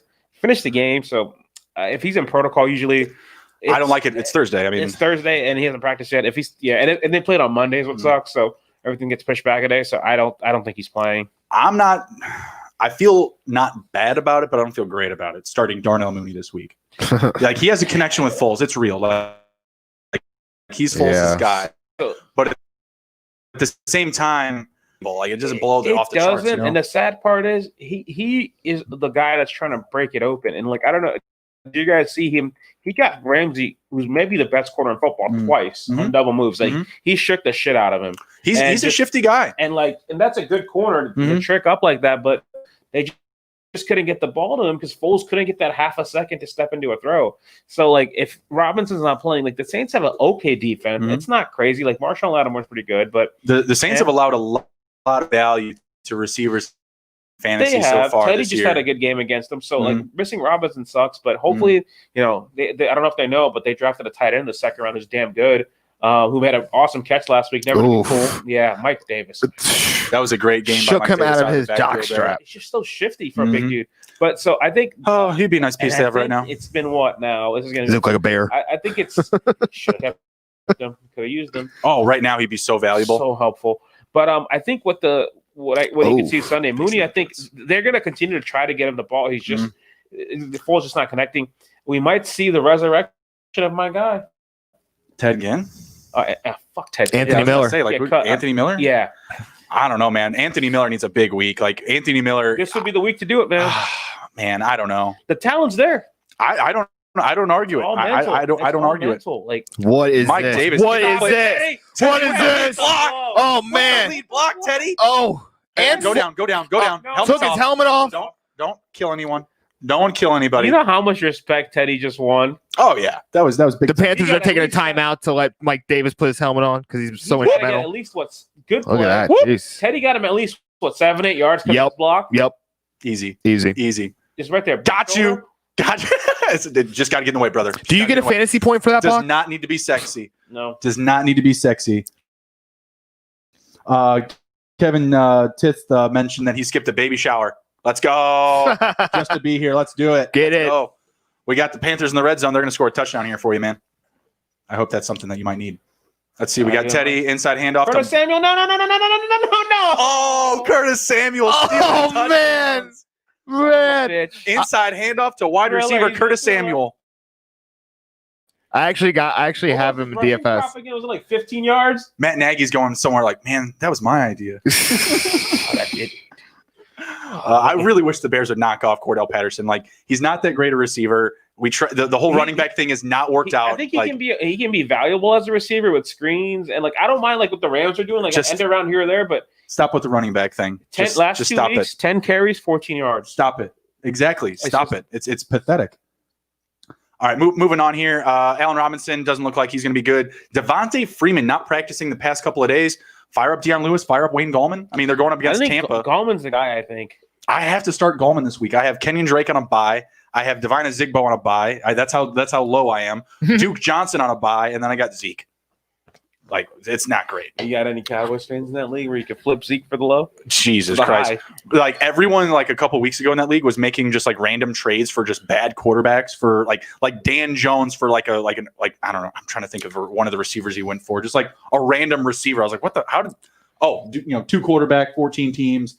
You need a quarterback. So I started offering everybody, like, Foles for, like, random bad running back. Fournette would pop. It didn't. I thought I would. Instead, I got Gallman on free agency. Woo! Yeah. But hey, if Freeman's out this week, and then I think the other thing too for them is better days are ahead. They were in a really tough 6-game stretch where they had the Colts, the Panthers week. Mm-hmm. After that, it settles down. You got 2 games against the Vikings. You still got the Texans. You got the Jaguars. You got the Lions. So you have 2 games against the Packers still, but. It's going to get a little bit easier. The rush defense for the Eagles has been pretty good, and I was impressed with what Gallman was able to do against them. The front seven, though, for the Bucs is nasty, man. Like, I really don't expect much from Gallman. I'm hoping for a touchdown. Like, that's literally all. I'm just hoping he can find the end zone, and that's it. Do you guys realize that Ndamukong Suh is in Tampa Bay? Like, that he's part of that front seven. Like, when you start like looking at their front line and their linebackers, you're just like, oh my gosh, like they are like, how does anyone score? And it's their corners, to be completely honest, how they score. They've allowed the least amount of rushing touchdowns. Yeah, they're absolutely nasty, and they're bringing back the old Tampa Bay. Yeah, it's fun to watch. I mean, Tom having that good a defense, I could be over that. Whatever, it is what it is. Same thing with the Giants. You got Sterling Shepard, who's limited in practice, hiding behind the camera there. The man is limited, so I think it's just more rest. Like just taking it easy on him. Came back, was able to be productive in that last game against the Eagles, so that was nice to see. I think he's going to be fine for this week. I'm saying to start him. Will you guys feel the same? Yep. If he's good to go, fire him up. AJ Brown didn't practice. We're limited. Was it? Did not practice. Did not practice past couple days. I'm thinking just rest. Same formula as last week. He's been looking good. You guys good with that? Yep. Let's see. Jordan Reed returning from IR. What's up? Bringing it back, Jordan. I hope you don't hurt yourself. That's all I can say. Would be so bad. He's good. I mean, I love watching him play. He's really good in that offense too. That offense thrives on a second tight end, especially with their receivers being hurt. I think Debo's might be out again, right? Oh man. Yeah, that's how it's been over there. So if he's back, I mean, I think he's going to be helpful. Him and Kittle, I think, can do a lot of damage. Oh, absolutely. They were looking like rock stars to start out the year. about it. I was pumped. I think Jordan Reed is a sneaky waiver ad. I think you might get some value out of that if you're really hurting at tight end. There's some guys that are banged up, bye weeks, et cetera, right? We already went through Chris Carson. He's what is it? Game time decision, pure game time decision. How? I have no fucking clue. Okay, so we got 8:14 left in the first here. Jump into some more of our topics. Let's see, man, what's going on with the Jags? The Jags, what is going on with the Jags? They're talking about starting Mike Glennon. I have to look up the roster. They have to have another quarterback. No, it's probably him. The ginger giraffe who keeps getting paid. God. Minshew's been struggling a lot the last few games, and he's hurt now. Well, apparently he's been hurt since the Texans game. Yeah, apparently. So they say. Becoming a bigger problem now. But we were, Nick and I were talking about potential, they need to move on from DJ Shark. Where that team stands right now, they shouldn't resign that guy or whatever. Yeah. Give him a big deal. I don't know what's going to happen for them going forward here. I'm really, really concerned about the Jags coming back after the bye. DJ Shark, James Robinson. I mean, Keelan Cole's been a really nice piece for people in fantasy. I'm very, very scared. Are you guys willing to sell a James Robinson right now while the going still, while you're on a bye week before you see him on the field with Mike Glennon? I think he's actually going to be okay because he's a dual threat. I think he's the one that's going to probably have the fewest drop offs. Now, DJ Chark, I get worried because he relies on the deep ball, and Glennon's like rest in peace, Shark. We had our 4 games of shaving this head. Yeah, shaving this head. It's over, bro. It is over. Do you want to trade me Parker so I can get some love on it? Because this head is bald come the end of the year. Guys. I'll get you a nice winter hat. Yeah. I was going to wear my Ravens hat today. I had a nice little Ravens cap. It was a nice little cold morning, and it was too tight on my head, so I might need one. I'll get you one. Head's getting bigger. Christmas list already done. It's all the football that I watch. Head's getting bigger. Big head. Like Peyton Manning's. Big head. Let's see. We got Matt Ryan here, 1st and 10. Handoff. Todd Gurley. A couple yards. Nothing special. Oh, is that Gurley? Yeah. Was it? Yeah. Thought it was. Oh, yeah. It was Todd. Fucking Todd. But realistically, what can we expect going forward, though? Maybe Robinson is okay, but I have to imagine that there's going to be some off weeks for J-Rob. I think that they're going to depend more on him because how poor Mike Glennon is. Gardner Minshew beat him out, and Gardner Minshew. They got another quarterback. Jake Luton. I'm looking him up. More watching tape right now. Let's get it. Oregon State. He's 6'6". I like it. Perfect. 224. Solid body. He's a rookie, so he's not Mike Glennon. It's great. What's his college stats? Oh, I got to pull it up. I thought I was going to say right there. My bad. Absolutely not. It would not make I don't read. What are you talking about? Jake Luton. Matt Ryan over the Dime. Another Julio. Yeah, we missed it on that. Yeah, we missed the Julio prop. I didn't. We hit the over on the catch prop. Yeah, I mean, I was higher on Ridley for sure, but Ridley's been held in check this far. He's been kind of quiet. Just that they are frying up Dante Jackson right now. Julio's just running some crisp ass routes. Good block by Todd Gurley. Get some on rookie Jeremy Chin. The man has a knee. Oh, here you go. Here comes your Calvin Ridley catch. Ryan opens the game 6 for 6 for 100 yards. So no touchdown. It's no check down. This is. Well, they could have had one had they not. Old me Zacchaeus right there. And it really makes me mad because I was sitting there at the Rasul Douglas stuff, and I'm like, man, it shouldn't be a big a factor as it is, but here we are. It's a thing. Todd Gurley going down behind the line of scrimmage on 1st and 10. Good D. Trying to get this dude. Who's number 52? White. Oh, Tahir Whitehead. He had 200 tackles in 2 years for the Raiders. So let's see. Luton was. Let's see. That's interesting. He was a freshman at Idaho. Played 6 games there and then transferred to Oregon State as a junior and played as a 2-year senior. His last year, 11 games, 62% completion rate, 2,700 yards, 28 touchdowns, 3 interceptions. The man takes care of the ball. Give me this guy. Give me this one. I think that's impressive because he played in the Pac-12, and a lot of those corners go to the NFL. And watch the Jags do this instead. Watch Glennon come out, can't get it done first half. This dude's in there in the second, and Red Zone and everyone on Lights Twitter, they just burn it all down. They're like, who the fuck is Jake Luton? We won't even know how to say his name until he gets into the game. That's how bad it's going to be. I mean, I do not trust Mike Glennon whatsoever. I'm sorry. There's no reality where I see him having success with the Jags. If he makes me eat those words, fine. Good. Fine. Whatever. Cool. I have DJ Shark on a losing team. We'll get some value. Woohoo! But I'm not buying it. Are you anything here? You guys are just James Robinson. We're cool. We're drinking martinis, everything's breezy. Yeah, I mean, you're going to take a couple. You might take a hit for trying to trade him during a bye week because whoever's getting him can't use him this week. But if you're okay with taking that risk, Robinson's been so good. He's so good. He's like, depending on your format, in my league, it's PPR, full point. He's the number 2 back. I just don't think that you're going to get the same amount of value for him after people see him on the field with Glennon. I just don't see. Sell high. Exactly. Get him before he touches the field with Glenn on. Knock on wood if you're with me. Yep. I gave you guys really cool tables. Oh, I'm sorry. I want to. First day with it. But it's just he's been so good. It's so hard to find a back. Oh, you would need like running back depth. Like you would have to be locked in at running back, and you know, swapping with somebody. Yeah, and you're just upping some pieces. Would you swap him for Clyde Edwards-Helaire? No, Clyde Edwards-Helaire stock down with Bell in town. Yeah, Dalvin, no. Well, Dalvin be a good piece going forward, and his schedule is not bad. His schedule is not bad going forward, and he's dual threat. Mm-hmm. No, if I could get Dalvin for Robinson, yeah. How about this? Yeah, CMC. Yeah. Okay.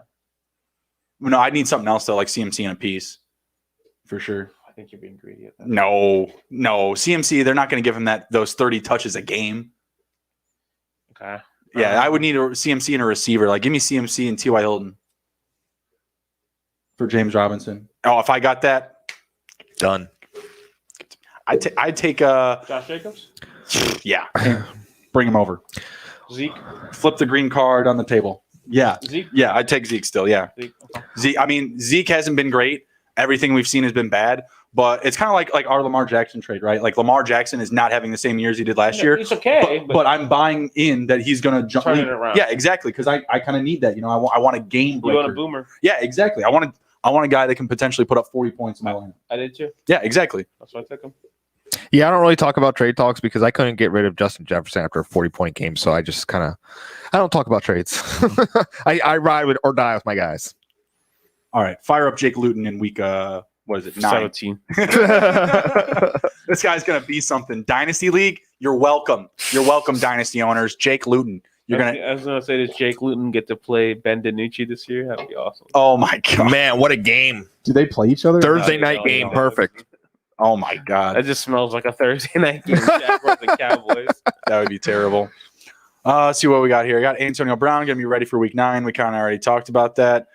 What do you think about? We already talked about DiNucci and the Cowboys too. I mean, DiNucci, he's not really ownable, right? I mean, no. It's a 2-quarterback. Dalton failed. It has to be like good throw. It has to be good 14 catch. teams. Like, there's no way. Like 12 team 2 quarterback leagues. No, still no DiNucci for me. You might not have a backup. You got to have like 2 dudes on a guy hurt and a guy on a bye. Yeah, I mean, in multi-quarterback leagues, if it's a 12 or higher, I would take him just to have him on the bench. Right. No, I wouldn't. Weirder shit has happened, right? He doesn't have to be a good quarterback. Mm. If he's dropping, if he's throwing 3 touchdowns, but he's throwing 2 picks every week, I don't care. He'll take that. Dude, he's not throwing 3 touchdowns. He's definitely not throwing 3 touchdowns. If Dalton can't do it, he can't do it. Prediction for Ben DiNucci. Over under 1.5 touchdowns on Sunday night. 1.5 Sunday night under. Brian Hill. Oh, he gone? Looks like the Falcons are going to probably kick another field goal. We'll see. Young Huku, here we I go. still don't get it. 4th and 1, rain's coming down. Oh, here we go. I said it would be sporadic too, man. Like that's what I was reading. Like you're going to have 15 minutes good weather, a half hour bad weather, or vice versa. Just turns it on when the Falcons are in the red zone. But I was telling one of my guys, he texted me. That's hilarious. He texted me, he said, "Oh yeah, I got Carolina at 2.5, minus 2.5. I'm taking the under." I'm like, "Yeah, I got Carolina at 1, and I'm feeling the under too, just because of this weather. But I'm worried, and I want to stay like if I was at the book tonight, I would not have bet the total. Like I just wouldn't have bet it because just of this sporadicness." Oh, that's clean. They were saying that it could have been. Oh, it could have been bad.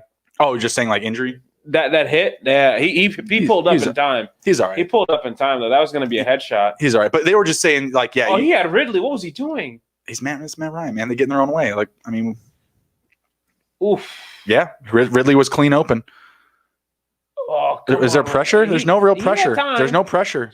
It was pressure, but not he had time. Mm-hmm. He had a good couple seconds. Handoff right here. Make $1 holler. Anyone on the pass here? Pass. I'm on the run. I'm pass. Run. Fuck. $2. Just like that. It's a run. If he goes for it, it's a run. Oh man. If Ryan takes it, it's a run. That's an easy way to lose $2 though. Well, we got Nick Chubb coming back after the Week 9 bye. What do you guys expect from him for the rest of the season? Like, are you going to be ready to fire him up right away? I mean, obviously, him and Hunt, like they were dual threat. Like they were both getting it done. 10? Well, they were when Chubb was playing, but yeah. And so I think yes, because Odell is gone. And so I think Kareem Hunt is going to get used more as a receiver. So I think you're going to see a lot of the dual backs. That's with both of them on the field. Because Hunt can run it as well. He's still one of the best running backs in the league. Bro, we just forget about him because he's with Chubb. Well, he's not. He hasn't been with Chubb the past few weeks here. They signed Hunt to a friendly deal. I'll ask you guys, if you're the GM of the Browns, do you move one of them in the offseason? No. Chubb. I would move Hunt. He has a really easy to move contract. But unless you're just in on Hunt, like if you're the Browns and you're just like, you know what, that's our guy now. Like, is that what you do? I think you still have some more time because Chubb's what? He was a second-round pick, so he's got 2 more years on his deal. You don't have to make that pick right now. He's not costing you anything. Well, that's what I'm asking you as the GM. You have, a contract you can easily move and get some really good value, maybe in the draft, or just whatever, get another piece somewhere else. Do you make that move, or do you hold on to this run? I would hold on to this run because unless someone's giving me a second-round pick for either one. I don't know. I could see some teams. If I was the Bears, I would give a second-round pick for Kareem Hunt. Right now, I'll send the text to Nagy. That's just too much. I'll do it. Trevor Lawrence has COVID. You want these kids to play football, and this is what happens. Your star player in the whole NCAA. I want you all to take a note, take out a piece of paper and write this down. Trevor Lawrence doesn't make money. He doesn't make money. Okay, this is ridiculous. This is stupid. These kids don't need to be playing these games. It drives me nuts. Sorry. No, it's just stupid. I'm sure he'll be fine. I'm sure it's not going to be a big deal. But it is. It's gonna play a factor literally into teams drafting him at some point. Yeah, because I was going to mention you say it's not a big deal, and it kind of is because a couple weeks ago, I think it was a couple weeks ago. Remember you brought up Raquel Armstead, and he was the Jaguars running back. So obviously you're running back in the NFL. He's still not okay. No, he's on IR now for the rest of the year. So the reason I bring him up is a running back in the NFL, right? It's got to be pretty close to peak physical health, right, to be a running back in the NFL. And he's been, Justin said it a couple weeks ago. Justin, what's wrong with this guy? Like he's been on COVID August. And Nick referenced Zeke before the show. Like Zeke had COVID, now he sucks. Maybe it's related or whatever. But with some of these guys, like it's like they're instantly back, and other people it's just like it's a dire tread of a run. Like are they going to make it? Yeah. And Manny Sanders is coming out saying, "Lord, please, every night before I go to bed, don't kill me." Like what? The thing I'm seeing is we have known that it's affected a very small percentage of people in the world. And it can affect everybody, but there's a small percentage that it isn't. There's been probably, I would say, 50 players. There's only one player that really has had major issues. I think that plays right into the statistics. Raquel Armstead? Yeah, Raquel Armstead. Raquel Armstead, like, everyone's like, oh, he's got COVID, and you see some of these other guys coming back. Like we said, like AJ Terrell, he was gone for like a week or two. Sorry, Cam. Sorry. Yeah, he's just out for like a week or two or something like that, right? Like that's it. And you got a guy like Raquel Armstead who's out like a month, 2 months, and you're like, wait a second, what's going on? Is this guy okay? Yeah, you know what I mean. So yeah, follow Trevor Lawrence, see what happens. That's shit, man. That's absolute shit. He would have gone first overall had he not taken a single snap this season. I don't know. Yeah, that's true. I fully believe that. He's got to be fine first. Like you still have to be fine. That's what Nick Bosa did his senior year. He didn't play at all. Yeah, you don't. I mean, you just don't have to. He got hurt though. He got hurt in the first game. He hurt his core, and he was like, "Fuck it, I'm not gonna go to rehab. I'm just gonna worry about the NFL." If you're not gonna play in a bowl game, why do you have to play in a single COVID game? Yeah. If you won't play in a bowl game, and I'm not saying Trevor Lawrence wouldn't. Trevor Lawrence would probably play his bowl games are going to be important. Right, exactly. Yeah. They're going to be prime time. There's a flag on the play? I just saw a green flag. They kicked another field goal. What the fuck? Falcon's going to Falcon, bro. Another flag, yeah. Well, it was. I thought that was a kicker for a second. I was about to be like, cool. There it is. Nick, you want to grab the flag? You want to throw that sucker? Yep. Let me get that real quick. You want to wind that up? Flag on the play. You can throw both if you want because there's 2 flags on the play. Look at that shot. Oh, right down the middle. Right down the middle. I'm like Steph Curry. I swear to God, there was a flag thrown as they were running to kick it. I swear. I don't like your face, flag. But how about this under? Let's go. 13 points? 52 was way too high. 13 points? I was reading about that early in the year where like the books were getting their asses handed to them because favorites. Not the favorites was one of them, but the overs were also getting destroyed because they hadn't adjusted. Now you're seeing like when I go to the book, like the last couple weekends, I'm seeing seeing 50 used to be a big deal. Now it's like 55, 57, 50. Like the Packers and Texans were like 57. Now, granted, that game was pretty close to hitting it. I think it ended at 54. But and the Texans did not do enough to drive that number. Like they could have done so much more, and they didn't really give that same like garbage touchdowns. Yeah, but that's what I'm saying. I didn't feel the same type of passion in garbage time for the Texans. Shame on you, Texans. Packing it in like that, you bastards. Speaking, that's another team that's like I was reading it today that says the obvious, right? Minus our best players like Watson, Tyus Howard, Laramie Tunsil, JJ Watt. Everybody else can be up for grabs, and we've been seeing a lot of rumors about like a Will Fuller and like maybe going to Green Bay or Kenny Stills. Like I would like to not see that happen. I haven't seen any Kenny Stills talk, but we do have it up here about Will Fuller and Randall Cobb, and I was going to get to that here in a bit. We'll just dive right in now. If you're another team, if you're another GM, obviously I think Will Fuller is probably like the most ideal like option, right? Like also if I'm the Bears, I would gladly take Will Fuller. Thank you. Oh yeah, he's younger and he's cheaper, and because they gave Randall Cobb a dumbass contract in the offseason. I think it was like he's making like $9 million a year. I could classic Bob. I could see Randall Cobb going to the Jets. Yeah. For a first round draft pick. Probably. No, well, I mean, they need those. They don't know that, though. Roby. Oh, he's open. There you go. Run. Run, boy. Hopefully the defense. But his arms are so skinny, man. I mean, Roby Anderson is now, just a darling to me. Yeah. Before he was kind of on that Trey Burton list, but he was playing for the Jets. And, Roby, I'm sorry, man. It's not your fault. It was Gase. But, man. Gase, it's on the defense, so. Great play. 30 yards. Gase will make you hate any running back, and he'll make you hate any receiver that he has. It's absolutely ridiculous. I mean, that one run I saw from Lev Bell last week was better than anything that I've ever seen him do in a Jets jersey. Did you know? It took one play. One play. Did you know that he did not have a run over 19 yards for the Jets? I did. We talked about it in the preseason. Actually, we talked about that this summer. It was in the Fade Bell article or whatever. Oh, okay, yeah. So it was basically like I saw something like after he was traded and stuff, and it was like Jets paid him like $35 million for like a 19-yard run at most. For a 19-yard run at most. And I was like, holy shit! Chiefs What a paid stat. him like $1 million. Vet minimum. Yeah, vet minimum, he's whatever. Still getting like $9 million for the Jets this year, or some ridiculously high number. And in his first game, he breaks like a couple of runs longer than he've ever had for the Jets. It was absolutely hilarious. But I think if you're a GM, obviously you're targeting Fuller. Is there another place you could actually see Cobb landing? Washington. I just have to check his contract to see like how prohibitive it is. Well, I guess like what contender could you see that's just like, all right, I'll spend some money on this guy? Because honestly, his stats haven't been that bad. Like he's shown to me that he's got plenty in the tank. What about Baltimore? I think Baltimore's not a bad spot. Baltimore makes sense. They could use just a slot receiver. Yep, absolutely. I would take that for Baltimore. No for the Bears, no money, not enough. Yeah, I just would hate that. Too rich. Bro, we need something, man. I mean, Miller is so quiet. Mooney is great, but doesn't really have like I don't know. It's like there's too much of a leash, I feel like. I would prefer them to address the offensive line because I think if they can give him more time, because guys are getting open. I mean, it's just you can't give them a second. They can't run the ball for sure. Well, Matt Nagy's got spending too much time trying to figure out how to play call, let alone have time to work on the offensive line. So you're in a stat, one of the podcasts I was listening to that I thought this number was higher, but like of the coaches in the NFL, ouch, bad sack. That's on third down Panthers. too. Yep, 3rd and 9. I'll love it for the under though. Another drive, no points. Joey Salai's got a leg.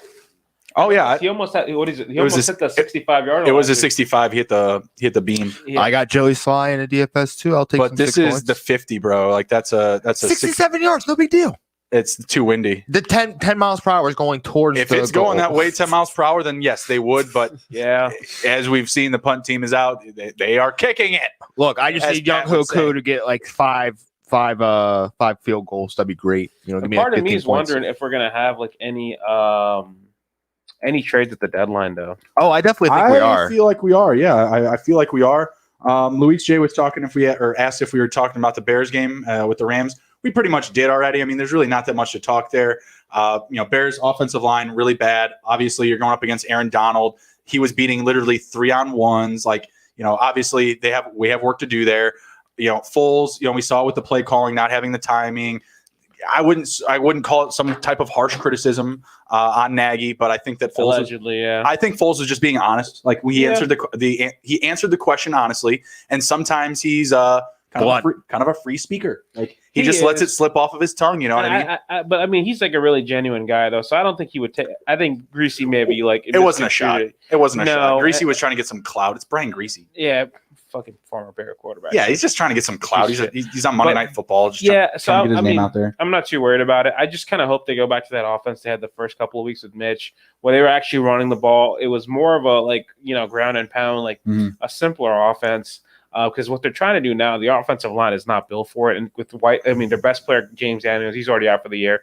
Hoodie Whiter is going to be out, so already shitty line is going to get even worse. So they got to make some changes. But, like we were talking about, there's a little bit of promise on the outside. We saw Darnell Mooney, shake the ankles of Jalen Ramsey twice, and he could have had 2, 70, 80-yard plus touchdowns. But Foles didn't have the time. It absolutely doesn't have it. They're going to have to figure things out there. I'm still not pleased with the play calling. I'm right there with Foles too. I mean, if he knows it before it's as it's called, listen to the man. And the one thing I was going to mention, they're still tied for the most wins in the NFC. Don't know if people knew that. It's tough. It's tough. But like I said, they're in a tough stretch right now. Like they said, they played the they played the Colts, then they played the Bucks, then they played the Panthers, then they played the Rams. They're playing the Saints. They're playing the Titans. No other team in the NFL has a tougher 6-game stretch. After that, it's really in the clear. It's actually kind of. Well, they play. We get the Packers twice, and that's literally the toughest matchup. And we're going to take at least one. Yeah, and so they have the Vikings after that, then they play the Packers. So Vikings twice after that. Packers they do, twice but I'm talking about in what's it called in succession. Right. So they get the Vikings game. That's going to be a nice break. So they're going to the meat of their schedule right now. It sucks that all kind of came at this time. It's not spread out, but so they could be 6-4, 5-4. It's going to suck, but it's going to even out. They're going to have some cupcakes. At minimum, they're a 10-6 team at minimum. They are. If they're not in the playoffs, something terribly went wrong. But now, if they're a one-and-done team, that's what do you think about the Eagles hosting the Bears for a playoff game? It's very possible because I could easily see the Packers right now the way that they're playing, 13-3, 12-4. Very easily. I also don't know how good the Packers are though. The way that Aaron Rodgers and that offense is rolling right now, every time I suspect that they're going to take one minor step back, it's just not there. But I mean, if Devontae Adams or Aaron Rodgers gets hurt, they still haven't beat a team though with a winning record. And we're in week 8. We'll see what we get them. They can't. They don't pick their schedule. No. I'm saying that. Well, they played one and they got their asses kicked. Is what I'm saying. It happens sometimes, but.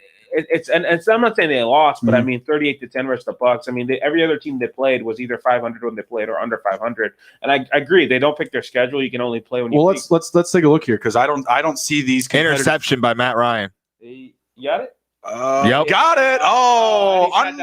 Here we go. Here's the fight. You can't sit down on the bench, man. You know what you were doing. Teddy Bridgewater sat down with Drew Brees and Taysom Hill last week. He was getting recruited though. I know. Good catch. Great play. It's an overthrown ball. He's got plenty of time to get that extra foot in. So I mean, he's definitely going to feel a lot better after getting cooked by Julio Jones. So let me ask you through some of these games here because I see these as wins right now for these tough matchups the Packers have. So Vikings, obviously, that's a win, right? Yeah. Take that. 49ers, I still think that's a win. It's on Thursday Night Football. It's a short week. The only downside is they're going on the road. I'm still taking the Packers in that one. Niners have their number. Jaguars after that. Colts, still taking the Packers. I take the Colts. Eagles? What's their schedule? I'm taking the Bears actually on the road, and I'm going to take the Packers to win in Chicago. I'm the opposite on those two. Okay. So I think they're gonna lose to the Niners, beat the Jags, lose to the Colts in Indy, beat the Bears at home probably. That's just how things usually go. They'll beat the Eagles at home. Lions. I think they lose to the Lions. Nah. The Lions are actually healthy now. They take care of the Panthers. Do you guys see PJ Walker out there? He's a quarterback, number 6. They're running some Wildcat. He's from the AFL. No, he was outside like a wide receiver. Yeah, run some Wildcat plays. Something. We got 2 quarterbacks in the field. It ain't shotgun. I just saw him. I was like, wow, that's interesting. Get out there, guy. Get out there, PJ Walker. Wasn't he with the Patriots at one point? No, he was a top quarterback in the XFL. Mm-hmm. All right, cool. Bridgewater only 3 for 4, 43 passing yards. Kind of slow. Oh, nice bounce. Oh Davis showing the shuffle. And those are the plays I love. That could have been a no-yard gain, right? He got 2. Yeah, Lions, Colts, Niners, they don't scare me, man. Titans, they can beat the Titans. I'm worried most against the Bears.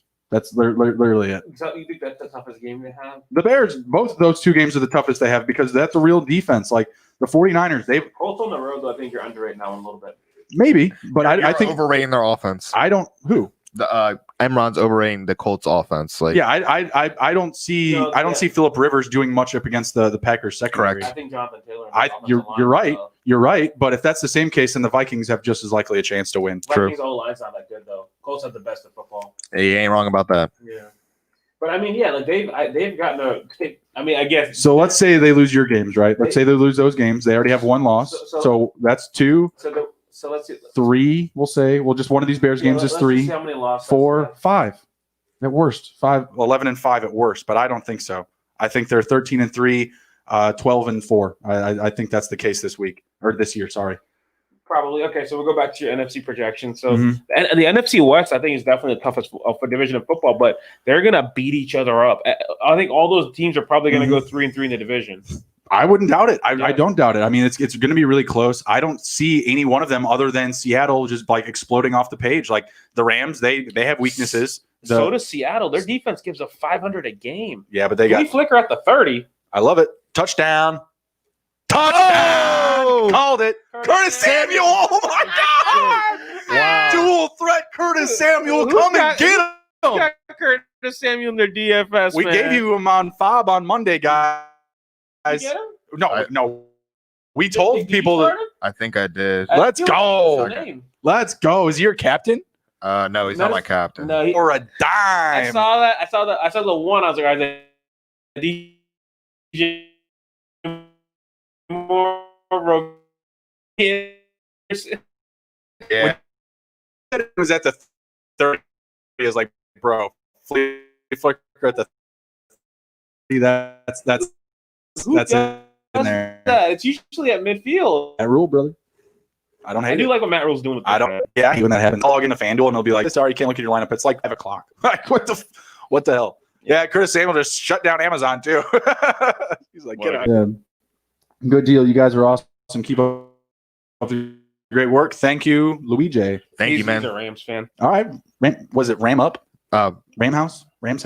I don't know. Buddies from high school. I knew he was going to give us a little bit of a hard time, but appreciate the love, bud. Yeah, absolutely. Thank you, sir. Thank you, sir. I don't know what's going on with the stream here. We'll get back into it, though. Let's see what else we got on the board. Oh, we should be getting back soon. You guys ready for Tua time? You guys ready for Tua down in old Miami? So hopefully Luis is still on. He's a Rams fan. They played this week. Mm-hmm. I just was surprised that this was the game that they picked to put him in because of that defense. Like, yeah. I mean, their defense is really weird. It's a good defense, but it's not Rams. Yeah. So, it's just I don't know why you would pick this game. I hate it. Well, they had the bye. I guess that's what it is. They had the bye. Prepare for it, but I am interested to see what he does. Because they have some weapons on that offense, right? I like Parker. I like Preston Williams, Shaquem Grant, Gesicki. Our boy Adam Shaheen got a contract extension. Why I don't know, but hey, maybe Gesicki's getting moved. I don't know. Yeah, Myles Gaskin's been a nice little surprise on that team too. Mm-hmm. So I mean, it's going to be interesting to see, and I think it's because what I was telling you guys last week. Mm-hmm. They want to see if Tua's in. They're going to have the Texans pick, which is probably going to be really high, and they're going to have their own. They could make a run at Lawrence if they wanted to. Mm-hmm. So it's Tua the guy, but. It's just I think you're putting a playoff spot this year in jeopardy. Are you guys actually confident in him, though? Are you going to start him in fantasy? Do you see yourself starting him at any point in 2020? 2 quarterback league. No. Just if he gets rolling, touchdown. No. What's he got to do? Or maybe Justin Herbert. That's what he's got to do. Okay. Because he was somebody. Justin Herbert was the guy. I was of the 3 quarterbacks. I was the lowest on him. He was one of the higher ones. When I saw him at the combine. His balls look the best. Like his deep ball looked the best of anybody in my opinion. What about him throwing though? You look fine to me. I mean, they'll make a play, oh. I mean, I would. He did, but everybody said like big games and stuff like that. And I didn't watch too much of his college, but that's what the scouts were saying. And I definitely watched more of Joe Burrow and of Tua. So he surprised me. if Tua Tua's he's got the talent. This is the tank for Tua, guys. So I'll ask you some of these props here. Tua over 2,000 passing yards for the rest of the season. Dolphins are 6. We're in week. Dolphins have played 6 week games. 8. They're 3-3, so they have 10 games left. So he's got to average 200 a game. No way in hell. Taking the under.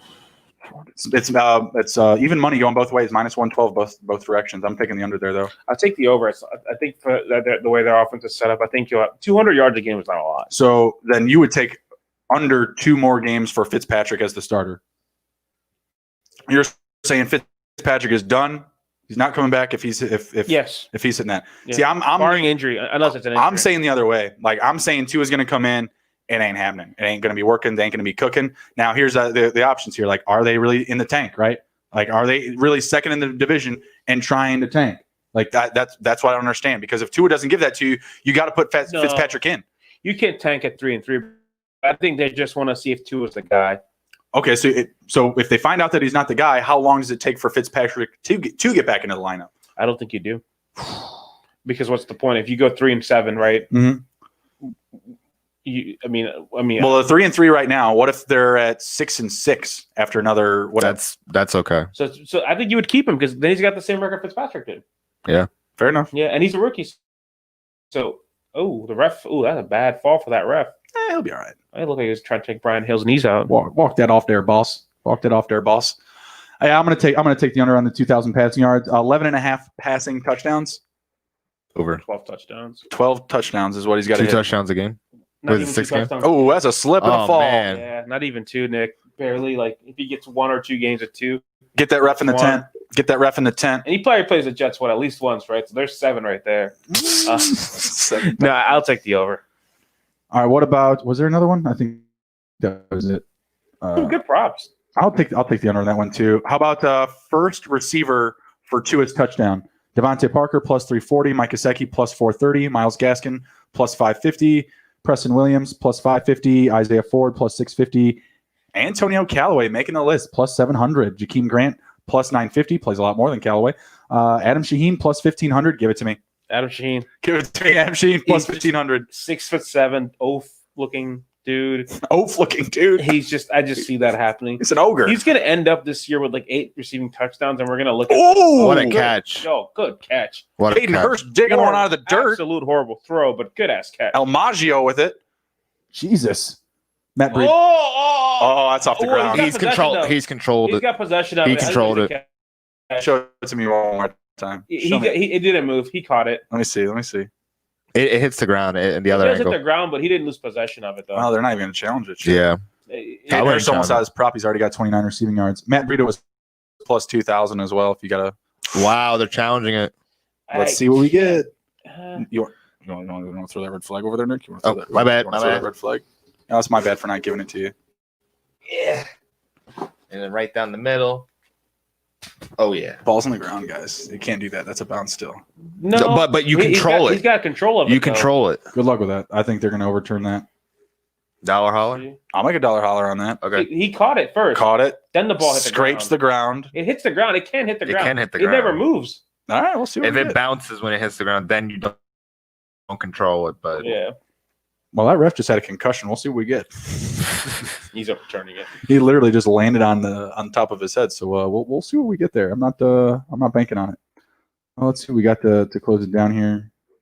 We'll necessarily take it all the way to halftime. I feel like these first halves are getting longer and longer. Is it just commercial time? yeah, I don't know how we can start at the same time and we finish longer. Like we finish all of this before they can continue to get to it. I don't understand. Yep. Yeah. They got to get their money somehow. There's no more gate tickets. Yeah. No concessions. Did you hear that? Baseball lost like $10 billion. Yep. Wow. And then also the Washington football team against the Cowboys, which was a shit show, had 0.1 million more viewers than the last game of the World Series. I believe that. I was just going to mention that, Nick. I was reading about that. This was like the lowest rated World Series ever.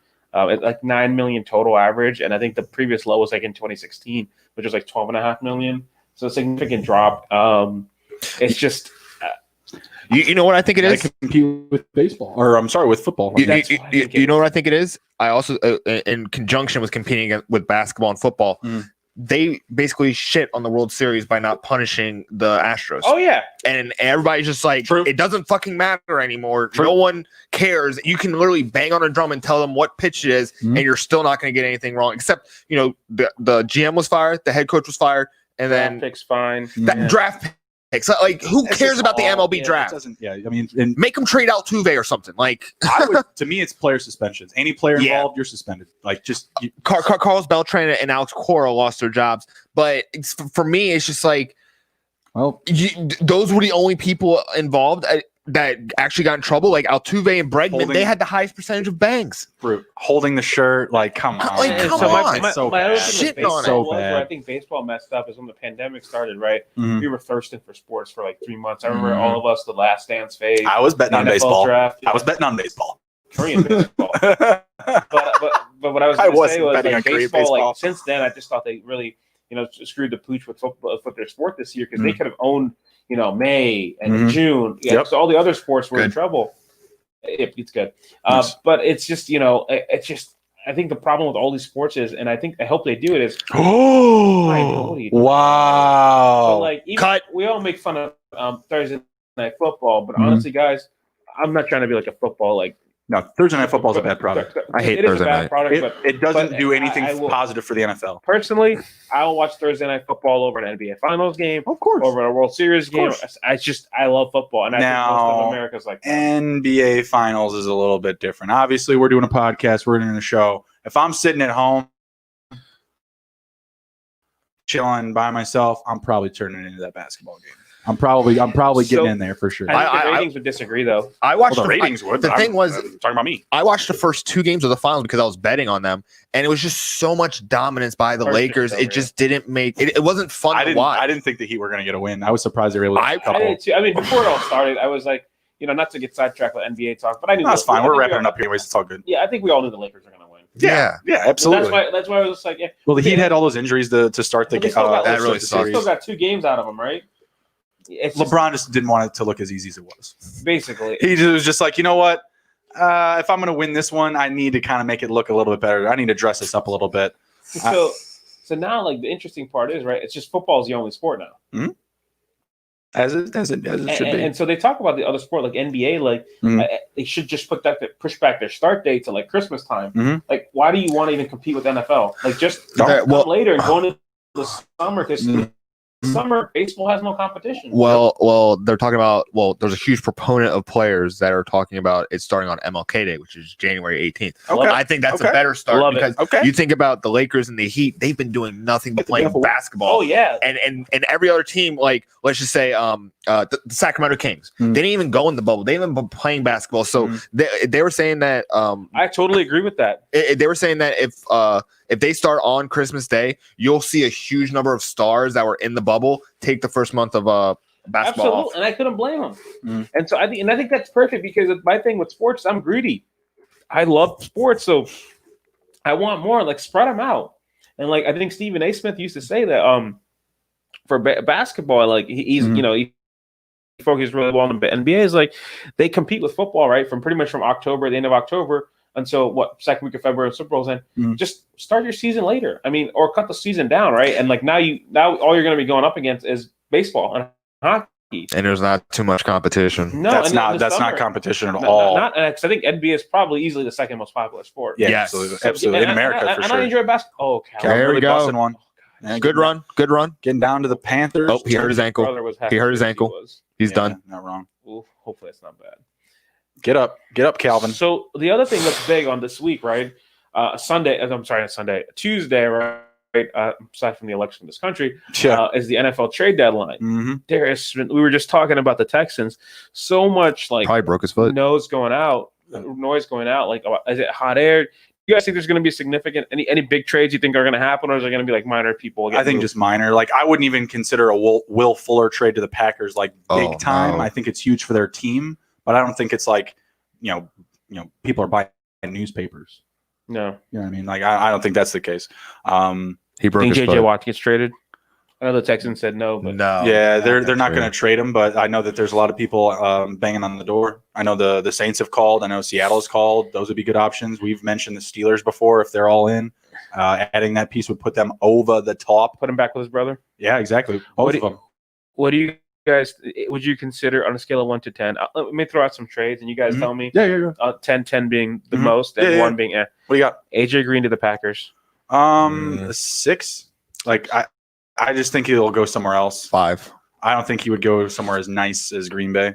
Okay. Well, Fuller to the Packers. I think that's a higher, like a 7 or 8. Okay. Guy we're watching right now, Falcons center Alex Mack to the Bears for a 5th-round pick. I think we would need to pay more, but I would love it. I'm going to say a 3. They're probably not going to move Alex Mack. Well, I mean, I don't know. Last year of his contract is like 33. Who would pay for him then if he's in the last year of his contract? Well, that's what I'm saying. You get a 5th-round pick out of it. Just need him. You pay for him, 5th-round pick. You're not going to sign him.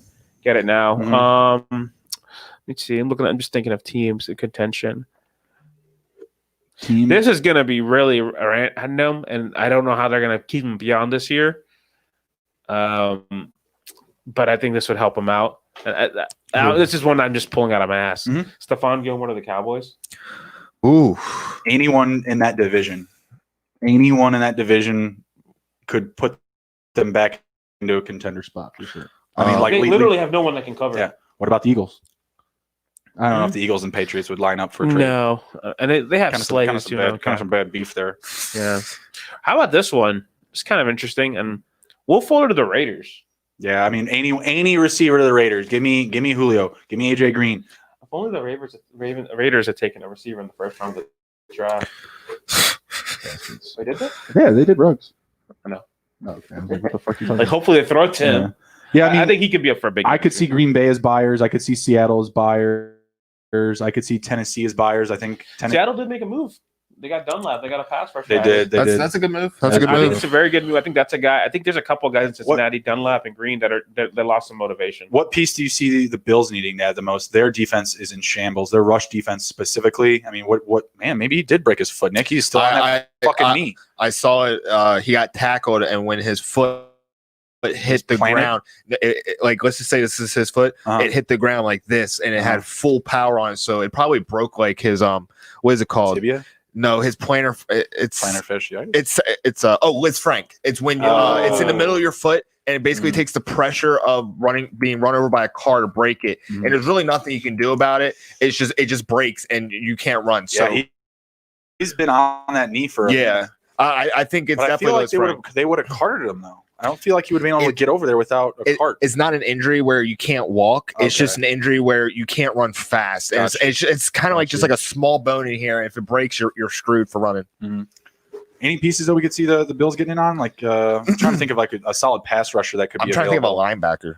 I mean, Matt Ryan. He got it with the rushing touchdown, showing off the gun. By the way, he just hit the rushing prop on that touchdown too. Take it to the Hizzy, smash the like button, share the video. We're giving you real value here. Matt Ryan, 5.5 rushing yards over was plus money. You're welcome. Yeah, he got what, 12? Yeah, on one play and a touchdown. Let's go. Let's go for 2 and let's blow it. Yeah, there we go. Let's look at him. He's keeping that ball. He's like, I earned this shit. Oh, guys, by the way, the over's back in play. The over is back in play, bastards. Don't go for 2. Don't go for 2. Yeah, they're probably going to go for 2. Hey, look at that. They crawl. Yeah, I like that. It's funny. When he went to the ground, he's like, fuck, he's going to score. That's funny shit. All right, so we'll close it down with this then, with the Bills and Patriots game. What are you expecting out of the Patriots here? We talked earlier about all their players being on the table. Anyone's available. Can the Patriots have a redemption game here up against the Bills, who I just referenced? Their rushing defense is pretty bad.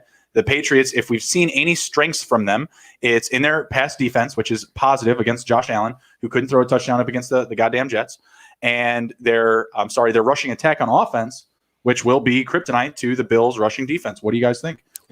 I think Cam is going to have another off game. He looked real off. Like, it didn't make any sense how he was failing so bad. I don't think he's going to get his groove quickly back. I think it's going to take a couple weeks for him to start hitting a groove. I think that they're just going to kind of run into buzzsaw of Buffalo. I think their rush offense against Buffalo's rush defense won't be that big of a factor. So you're saying the Patriots cannot cover 3.5 points? No.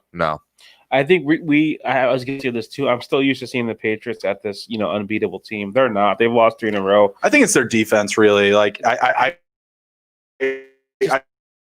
when I look at their offense, I'm like, yeah, this is bad. But when I look at their defense, it's like, man, like, how do I bet against this still? Like, it's really tough. It's worse than the Bears. Their defense lost three starters to like the sit-outs, but their offense, who do they have offense? They don't have anyone. No, we talked about this on Monday. Cam Newton, he's thrown 2 passing touchdowns. He has seven interceptions. Luckily enough, he has 5 rushing touchdowns to ratio the thing out, right? Yeah. So that helps. But any sort of setback in the rushing game whatsoever, he's done. He's kaput. And that's what's going to happen. I think teams are going to, like the Bills, these guys are smarter than us. They're going to load the box. They're going to aid the box. The Bills' rush defense has been so bad, and that's why this week I think it might be tougher than we think to predict this game. I feel like, I'm still going to ride with the Bills. I think if the Patriots are going to beat them, Cam's going to have to throw. They're not going to. They're going to know that you're going to try to bang Damian Harris, James White. They're going to load 8 in the box and say, beat us with N'Keal Harry. No Julian Edelman, but he hasn't really been there. Like they've been using him like literally only in the second half of some games. Yeah, it's been crazy. So no Damiere Byrd this week. Are you guys firing up any of these guys? No, it's I'm gonna fire up James White. James White's probably the only guy. Fire him up. He did bad last week, especially with no Edelman. Yeah, I'm gonna fire him up. I like it. Nope, not gonna fire him up. Screwed me over last week. No, Nick's staying away from all Patriots. Period. Done. Yeah, you would think that there'd be some more value with Edelman out, but like I just said, like he's barely been playing. If they said Damiere Byrd was out, I'd be like, woohoo, let's go, let's lock it up. Matt Ryan, 13-yard run, that's hilarious. Longest rushing touchdown of his career. Look at him. Awesome. Really, that's awful. Yeah, that's not good. He's Gonzo. Yeah, Russell Gage value just went up. Oh, here we go. Snipper snappers. Olamide Zaccheaus on the move. Bring it back. No, we're gonna see like a 200-yard game from Julio, guaranteed. Buffalo Bills. Yeah, I'll take a -3.5. I mean, that line's gonna move. We'll see what we get. If I got a higher number, I'd feel even better. 41 is the game total.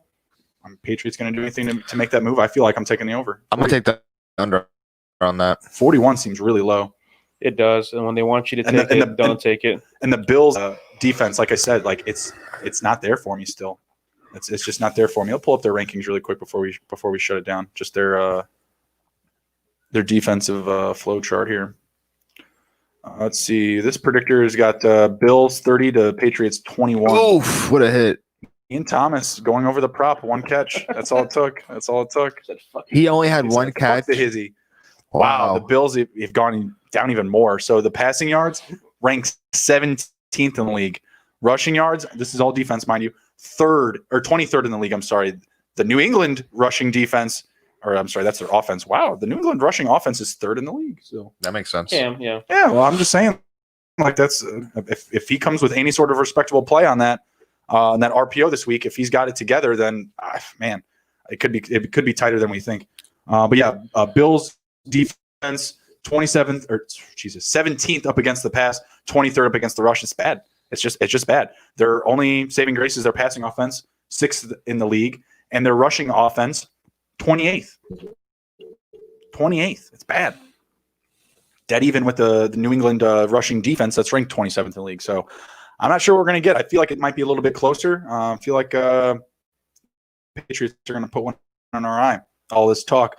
I did see a report somewhere too that Bill Belichick said, yeah, I didn't know Stephen Gilmore was available. Like literally like one article. What else would you say though? Yeah, exactly. Like one article, it goes like, let it be known, Stephen Gilmore, he's available. They're taking calls. Literally a couple scrolls later, Bill. Yeah, I don't know what the hell you're talking about. That's not true. We'll get that shit out of here. Yep. All right, let's see what we get here for this. Man, Teddy Bridge, 6 for 7, 97 passing yards and a tutty. People call me crazy for the Matt Ryan trade. He's having a very good year. He's been solid, man. I've been loving Teddy. That offense is a lot different than I thought it'd be. I thought it'd be a lot more conservative and checked down, but he's airing it out when he sees the opportunities. We were expecting that too in preseason. We talked up Teddy Bridgewater a ton. They were saying, "Oh, Joe Brady going to get everybody out in space." Obviously, he gets to play with CMC.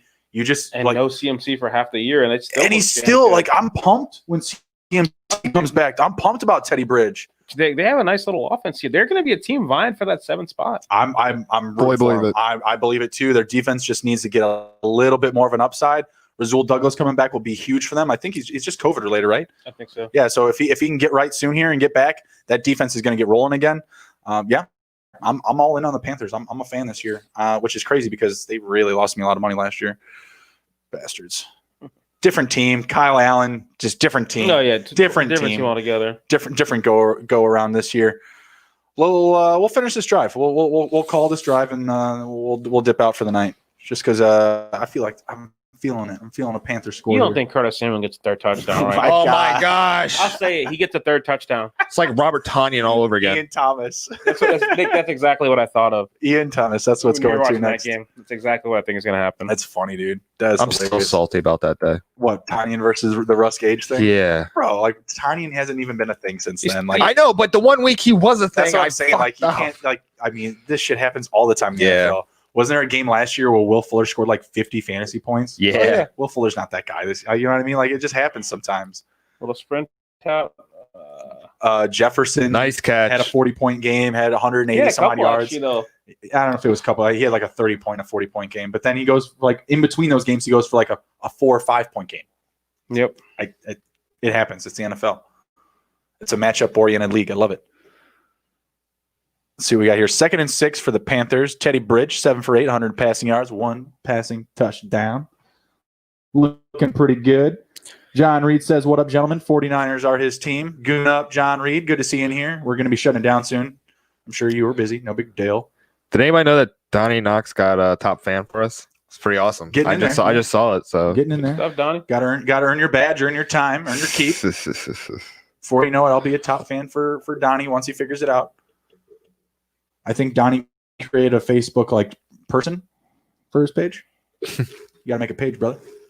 Yeah, well, but I'm friends. I'm friends with that person that is also Maryland game. Brother, if you have any questions, just ask me. You always know where to hit me up. I can help you out with this. Let's see. Bringing up 3rd and 3. What do we got here? Oh man. So this is kind of funny. It's basically showing up a screenshot of Andy Dalton on the ground after he got hit for concussion. Dead old Andy. Just absolutely dead. And someone responded, the last time I watched a redhead slam that hard, I had to clear my browser history. Jesus. Ouch. It was probably also related to Jonathan Boom Bostic. Oh, yeah. Oh man. I saw the hit. I didn't see it as like this like overly violent hit. Like, was he going to the ground? I disagree. Yeah, I think it was a dirty hit. No, I it's so hard to call because in slow motion it looks like, oh, he could definitely make that decision. But when you're running full speed and you just kind of go for it, like it's kind of hard because defenders are taught to go lower, and when these guys are sliding, they're already going for the legs. So sometimes it just ends up being. We got a 4th and 1 attempt here. As we said, they ran it with Curtis Samuel. They were too. Let's go, Teddy! Hold him off, Teddy! Oh, you can't do it. Good play though. Man. Good play by the defense. That was a bad call by Brady. You're not wrong. You're not wrong whatsoever. Mike Davis has only been a beast for you. And Mike Davis had it. 3rd and 3 and 4th and 1. You don't give it to him. That was stupid. Probably the best defensive play the Atlanta Falcons have made all year, other than maybe the AJ Terrell interception his first week back. That linebacker, he's actually played 100% of the snaps. Who, Jones? Olakon, 54, the guy that made a tackle. Oh, has he? Yep, he's played almost 100% of the snaps. I thought Jones was the only one that's played 100 for them so far. But that was either way. That's a great play. Teddy, he's trying to do what he can. Good job for him fighting. He's like not letting him go. He's not. He doesn't have that Josh Allen stiff arm though, man. Like that Josh Allen stiff arm is real. He doesn't have Josh Allen's wheels either though. Well, yeah, big old man. Yeah. All right, we're gonna be closing it down here. We'll catch one more play. Russ Gage screen. No, my gosh. To the house. Oh my gosh. He's not going anywhere. I'm done. But yeah, it looks like the Falcons are going to be setting up probably at least a field goal here on this drive. Young Huku. This was Take It to the Hizzy, number 63. Thank you for stopping by, everybody. Thank you guys got anything to close it out? Nope. Thank you guys so much for the 1,000 views today. That was awesome. I'm so glad that we're starting to pick up steam and you guys are really liking our content. So we just hope to keep making you guys happy and you guys keep coming back. Yeah, look forward to reviewing our picks and bets from this weekend and seeing another successful weekend, hopefully. Like Nick said, thanks for all the support, guys, and have a happy and safe Halloween. Yep, absolutely. Don't take candy from strangers that you don't purposely ask for. You shouldn't be near strangers anyways. You should be social distancing. That's true. 6 feet, bitches. I'll see you next time. See you guys.